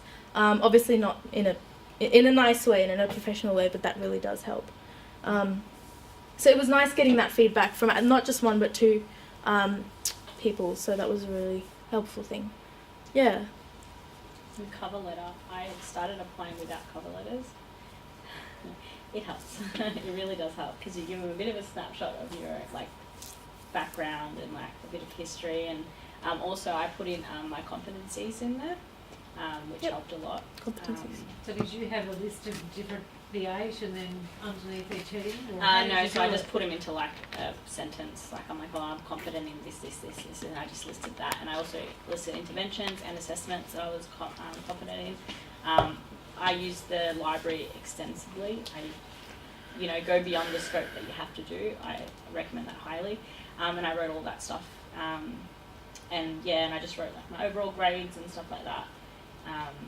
And I did mention Monash. I find that as soon as you say Monash, they lighten up. They like you, though. Yeah, they're like, oh, Monash, okay. But yeah, that's my thing. So.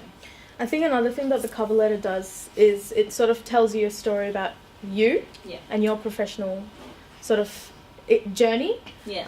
Don't be like, oh, I started off blah blah blah. I think anything that's relevant, obviously relevant to the job description, but I'm sorry, the gentleman who was presenting before. David. Yeah.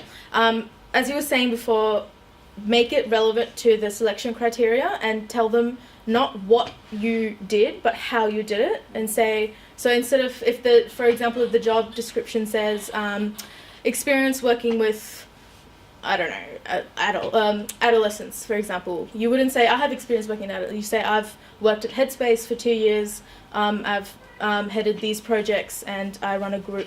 And so really painting that picture and putting it in that sort of way, and people are like, oh, okay, so this person has these, and then go and specifically in your selection criteria say, I have blah blah blah blah blah, and then this is, and then sort of say it again, but in a very plain way. But the cover letters, I think it's an opportunity to show how you're going to contribute to the organisation and be an asset rather than a liability. Yeah. Yeah.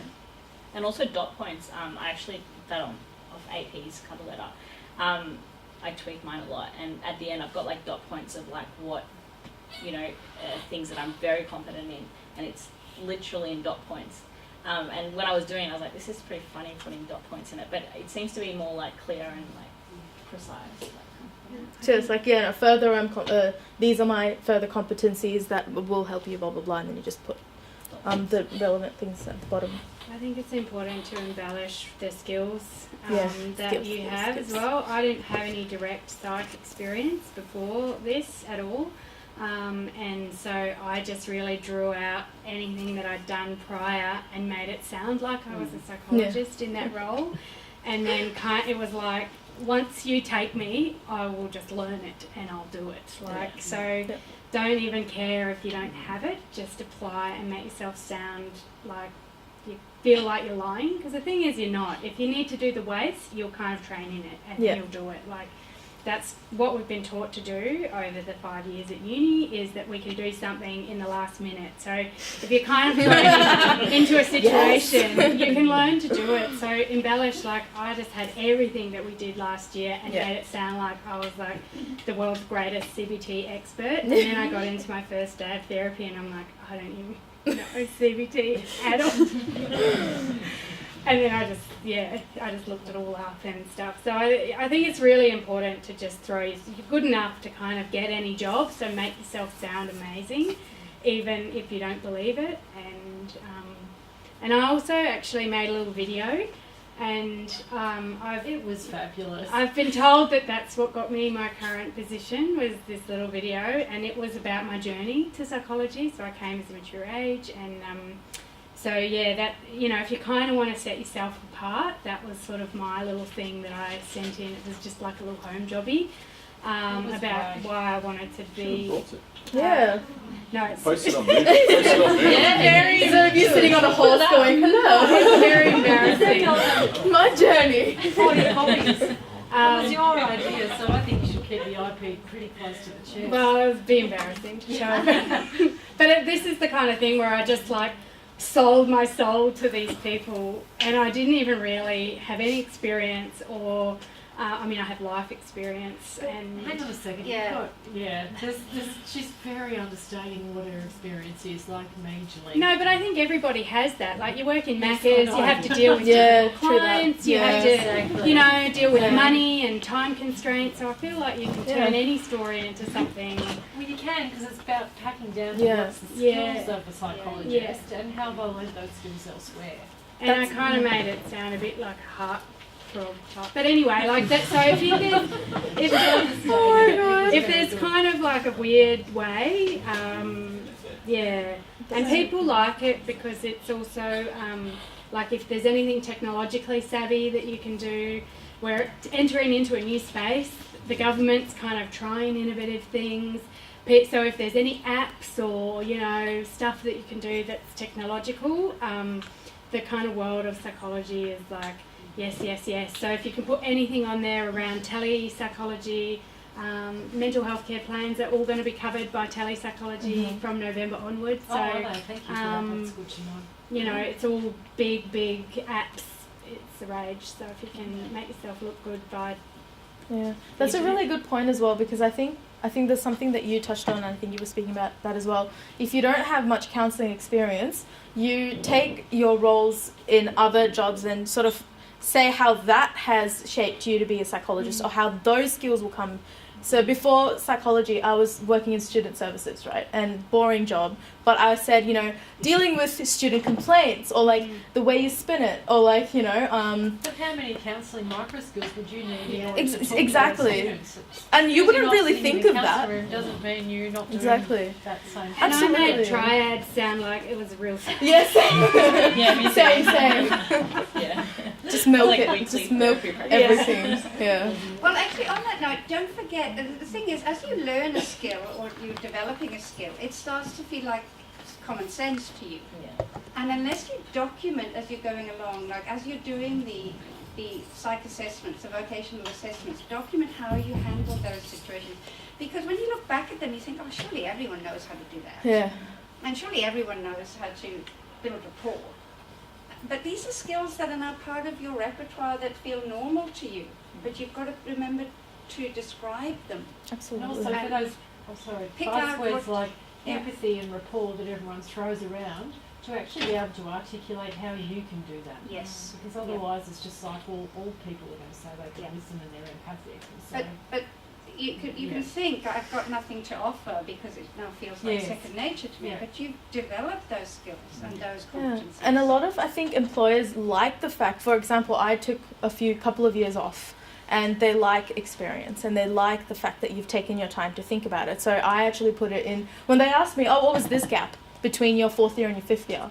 And I said, oh, I was just discovering myself, and, you know, just throw it all there and just say, oh, but I did volunteer, I did helpline stuff, and I said, look, I needed to be sure that this is what I want to do, and the fact that I've gone back to studying after having a job that's full unpaid, just shows my commitment that I wanted to do this. And even if it means that, just say life experience and love for psychology, and obviously don't do these gestures because that's creepy, but I think if you just push yourself then and say, I'm ready now, I'm in my peak of, you know, shining as a psychologist, I think that's what they want to see as well.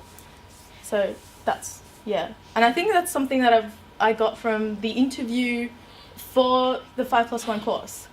I think Andrea, I remember, said, oh, you know, I like the fact that you've taken time off. And I was like, oh, okay, I'm going to use that in the future.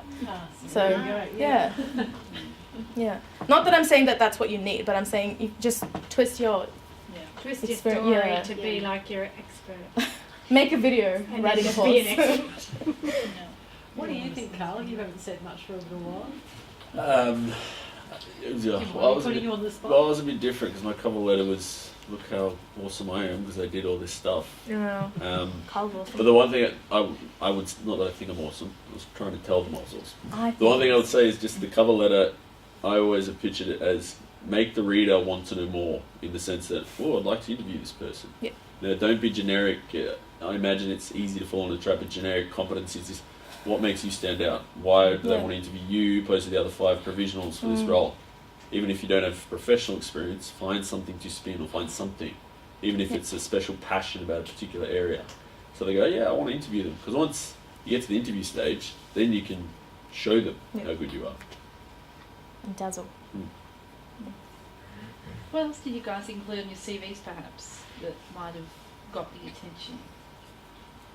In my CV? Oh, that wasn't in the CV. That was in the that was in the interview. Oh, okay. Yeah, but I can come back to that if you wanted me to. What else? I don't remember my CV. I think it's really great that, and good to put in that you've done your course at Monash. And I'm trying not to sound biased here, but previous students have actually gone out as ambassadors to this program as well. So people at RMIT, people at Catholic Care. So when Monash crops up again, they think, yeah, okay, we've had a couple of Monash graduates from the 5th year. We know that their preparation, we know what they are able to contribute.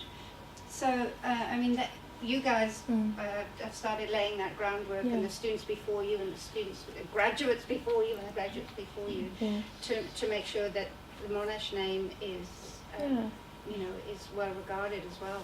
Because I think the guys do a good course. Yeah, absolutely. And prepare, I think, you really well for the internship. I think in one of my applications for a job which required heavy assessment, a requirement for you to know how to administer assessments, and that was part of the requirement. I actually put down, I think this is something I got from Nerily or from something last year where you said, we've actually at Monash got really good, leading people, the teachers here are like academics who are sort of leading in that field, and it said, being taught by people who, sort of talking it up, and that's like, oh yeah. So there you can say you've been taught by Dennis Moore. Kate, put Kate's name down. Except no one knows who CHC is. No one knows CHC theory. No, even if you say that they're leading researchers in the field of assessment. Yeah. But if you put that down, they probably won't even bother looking it up. But if you say that blah blah blah leading, they're like, ooh, leading, And put into, I know one thing I put in because I was very interested in addictions. I put in about my systematic review. It was on that area, and I think that held a lot of weight. Because I go, well, you've actually done research in this area. You must actually genuinely to this area. Translate to research report for this year, but it's the same task. Yeah. And you can put that into your CV as well. So you can put that as, like other master's programs, they would put their master's program and then put the title of their thesis. You can put the title of your research project. That's what I do. Yeah, that's what I put my 4th year thesis and the title as an achievement thing, and then I put my 5th year systematic review as an achievement. And I actually took to one job that I really wanted, which is the current one now, and to another one. I actually took to the interview an abstract of my 5th year systematic review and my 4th year thesis. And you take the abstract and you go and show them proactively that, look, this is what I've done. And I was lucky that both my 4th and my 5th year research projects were on forensic topics. So that's the thing, like if you know... You were lucky because you actually set that up. Yeah. You requested it. You said, and that's something I used as well. And that's something I used as well. And I said I was lucky that in my 5th year I had a teacher who I said to her, can I please do a forensic thing? And I talked about all that, and it showed my interest. And that was also another reason I got the job, because I went in there and I showed the fact that I'm interested in this topic. And you built up, I remember, in just your academic choices, a little bit more knowledge in that area, and then you could evidence it. Absolutely. And then because I showed my abstract, she requested to actually read my assignment. Now, if you're confident about your assignment and you want to show it, yeah, so that also shows your writing skills and your research skills and your whatever it is that your thinking formulation, and that is a step further. Communication, Yeah. a whole lot. Yeah. So that's one thing I would say, that if you guys either have a job that you're looking at which includes research, or if it's related to the research that you've done in the past or that you've done this year, I would say take an abstract of your research study and say, here's what I've done. I'm really interested in this topic. Obviously, I've invested like months in this, so take and see and like me. And so and that worked for 2 jobs, and I got both the jobs. And so that's both the feedback was that is what set you apart. So just like the video, so cool, I never thought of that. I think this was something that, the unusual aspect of things. Yeah. Have any of the other internships involved any research, like researching new approaches or researching topics for staff in the agencies where you're working? We're about to, if we get funding, do a really, really exciting project with Monash on virtual reality exposure therapy. Cool. For problem gambling, for both at a policy level for advocacy purposes, but also a treatment level. Okay. So I'm hoping that goes through, because I get to do half a day a week of assisting with that. Very nice. Because it may not only be a job that involves research, but even private practices. Yeah. You know, if you can demonstrate that you can do a systematic review or a research report on a particular approach or an assessment, you know, they might jump at that as well. Just on that, they're time poor themselves. But I'd really caution some of that, because you know that you can research and it's good to put yourself out there, but you really need to balance with them around how much they'll abuse you for those skills.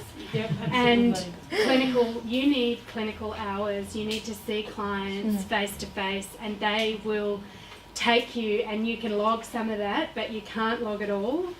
You can only log a certain amount, so really negotiate with them, because employers are staff poor, money poor. They will you know, take what they can from you, and so they will use your research skills. So make sure that when you go in, you've got parameters around what you're willing to do, because you don't want to spend a whole year researching for them and then be like, I've got 30 hours. Like it's not good enough. Yeah. Also, like putting in a lot of my interviews, I brought up Let's Talk, because it's a new sort of intervention, and like it's, if you know enough about it, it's a new thing, and it's talking about like bringing innovation into the workplace, and I used it a lot, and it really did help, because they were like, oh, what's that? And then, you know, and you just explain it on how it would work in their sort of clientele, and they found that really useful. That's what Once again, Andrea is a leader in this, world leader, so you're being delivered that program by Phil, but again, the influences from Andrea, and the reason it's in the course is because she put it there, so again, selling points, thank you. Any other questions from you guys? I've got a question about the exam. Knowing what you know now, do you know enough at the end of 5th year to just sort of try and get the exam out of the way, or do you need to do more work in 16? No, you need to do more work. That's not a knock on the course, but it's just level of detail. And given that ARPA aren't kind, there's so many ambiguous questions, you need to just be aware of so many different intricacies, especially around ethics and communication, and especially assessments and that. Yeah. But I would strongly advise do it as soon as you can. Once you've got an internship settled, smash it out, because I felt the longer you left it, the less fresh 5th year is. So I did it in March or April or May or May. But I don't know anyone else. So in that interim period, you were basically studying for it. You weren't picking up skills on the job. No. Pretty much, I felt like I had to study exactly, because it's a different kind of assessment. Like you're answering the way that they want you to answer things. So there's a difference between what you would do in clinical practice and what you would tell them that you would do. Yeah. So instead Thank you, Emily. What does that say about our profession? Only because it's like it didn't leave any room for clinical judgments. Is what would you do next? What is the most important thing? And you have to remember that from something that you've read, rather than something that you actually think you Yes, We do. Me and the guy I was studying with, we always had on our hand, even going into it, instead of what would Jesus do, it was what would APRA do. Literally, because it is. You read the practice questions in the textbook. Yeah, just have a look at them. Is that the textbook, the blue and white one? It's like green Yes. and white, and it's called the Applied Preparation for National It's a Psychology terribly Exam. written textbook. I don't know how it got published. There's so Oh, really? many I was mistakes. looking at that for the curriculum for but next that's all I year. used to study. A lot of people use a lot more, but that's all I used. That'll be interesting then for We should put that on next our year. two-year masters, because they won't be able to sit it until after they've finished all of their placements, so their coursework is... But they extended the back. exemption. Yeah, they have, but eventually they'll have to sit Oh, it. eventually, yeah, correct, Yeah. correct. They've pushed it to 2019, but they won't be able to do it until after they've finished all of their placements. Mm. Oh no, they can do it in the last 6 months.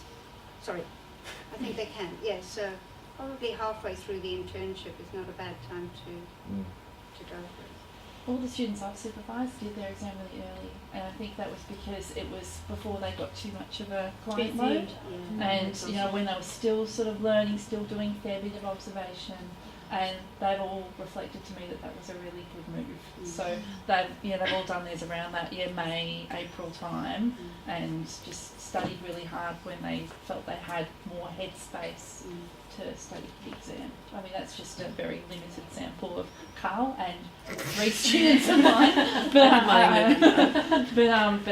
it might be something to think about, because you can do it any time. Because some students seem to think they have to wait till they've finished all their hours. It's like, no, you can do it any time you want. So you don't have to complete a certain number? No. No. And you can fail it 3 times, so don't stress. But it's $450. Yeah, you got to pay. Of course. You want to know about money? That's right. As soon as you put that form in, they take the money out straight away, don't they? Yeah. You've all done the exam? No. I'm sitting the one Next coming week. up. What? Oh no. Next week on the 25th of August. No. Sorry, I felt really scared. I was like, no, I'm not No. prepared. No, I'm sitting the one in November. Yeah, me too. It's very Not much scary. more. No, it's not much more. Okay, so the next ones were just a little bit about finding internships. So obviously there's the really obvious ones where these are the ways you can find it. So this was one from today. So if you're willing to move to Perth, Townsville, Sydney or Brisbane, they are offering 5+1 internship positions in EAP. So I mean, that's the really obvious way, but as these guys were talking about, it's more about the language that you use and thinking about different terms that you can put in. So allied health practitioner, recovery support worker, family practitioner, and it's just about how you spin it. And so, I mean, yes, some of those jobs, you're going to look at how much they're paying and think, oh, well, I don't know if that's, that's not a psychologist's wage. But if you're just thinking, well, I'm going to get some money, which is more than what I'm getting now, which is big fat zero, some of you, then, that could be good. So that might be, so just thinking about being broad with your search terms, because then you'll get more hits. If you really want cash though, just go to forensics. I'm just being blunt. The turnover rate's huge. They'll take you if you've got no experience, your provisionals, just go to forensics. And you're well paid. I'll pay for supervision. But it's really hard to get. Then you get $1,000 PD budget. It's not that easy. It took me so long. Correction. 7 months to get the job prep. I applied for 5 forensic positions. So it is, Yeah, if you but can sell yourself. In saying that, there's probably 7 or 8 people in a cohort working for Justice or Ravenhall. Yeah. If you don't want to be specific to prisons and stuff, then Another thing is that don't we, when applying to APRA, doesn't your position description have to say provisional psychologist? No. Yes, but or something along those lines. You just need to get the job person to change it. The just change for the it, yeah. submission to APRA. Yeah. So you've got to.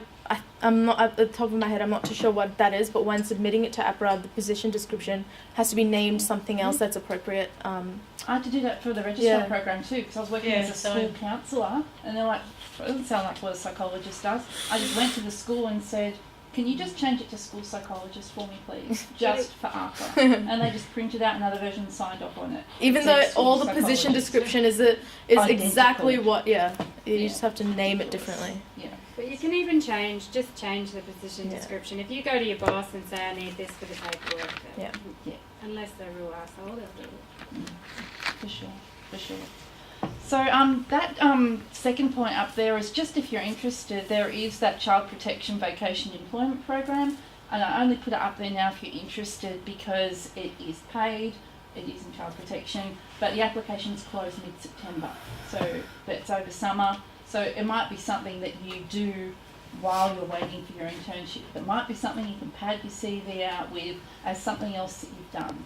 So, which involves psychological work. So that might be appealing for some of you. My secondary supervisor is the head of child protection from Perth. So if anyone's interested, she's a 5+1 approved supervisor. So if anyone's interested in that, she'd probably be really amazing as a supervisor. So I can put you in touch. I don't know how keen she is, but I can put you in touch. My partner works child protection. There's a few psychs working in that she works alongside, and they absolutely love it. Sounds pretty cool.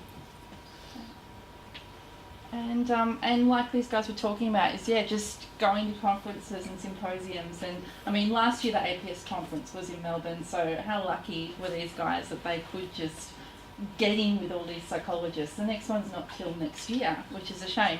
But there are, if you go onto the interest group sites or onto the college sites, they do have their own little conferences or their own symposiums, some of them. So I mean, you can see they're not all local. Like, if you're interested in psychology and ageing, awesome, but it's in Brisbane, so if you feel like a holiday out to Brisbane, I guess, and then fantastic, you could work that in. But they're just ways that you can network and get to know people who are in that area that you're really interested in.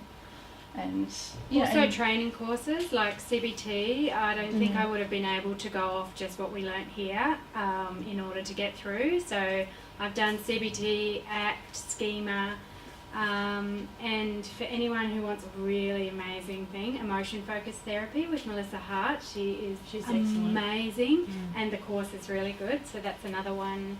She's the head of the counselling at college. Yeah, now. Oh, is she? Yeah. Sorry. Yes. Yeah, so there, and like I met people there who I kind of brown nosed and.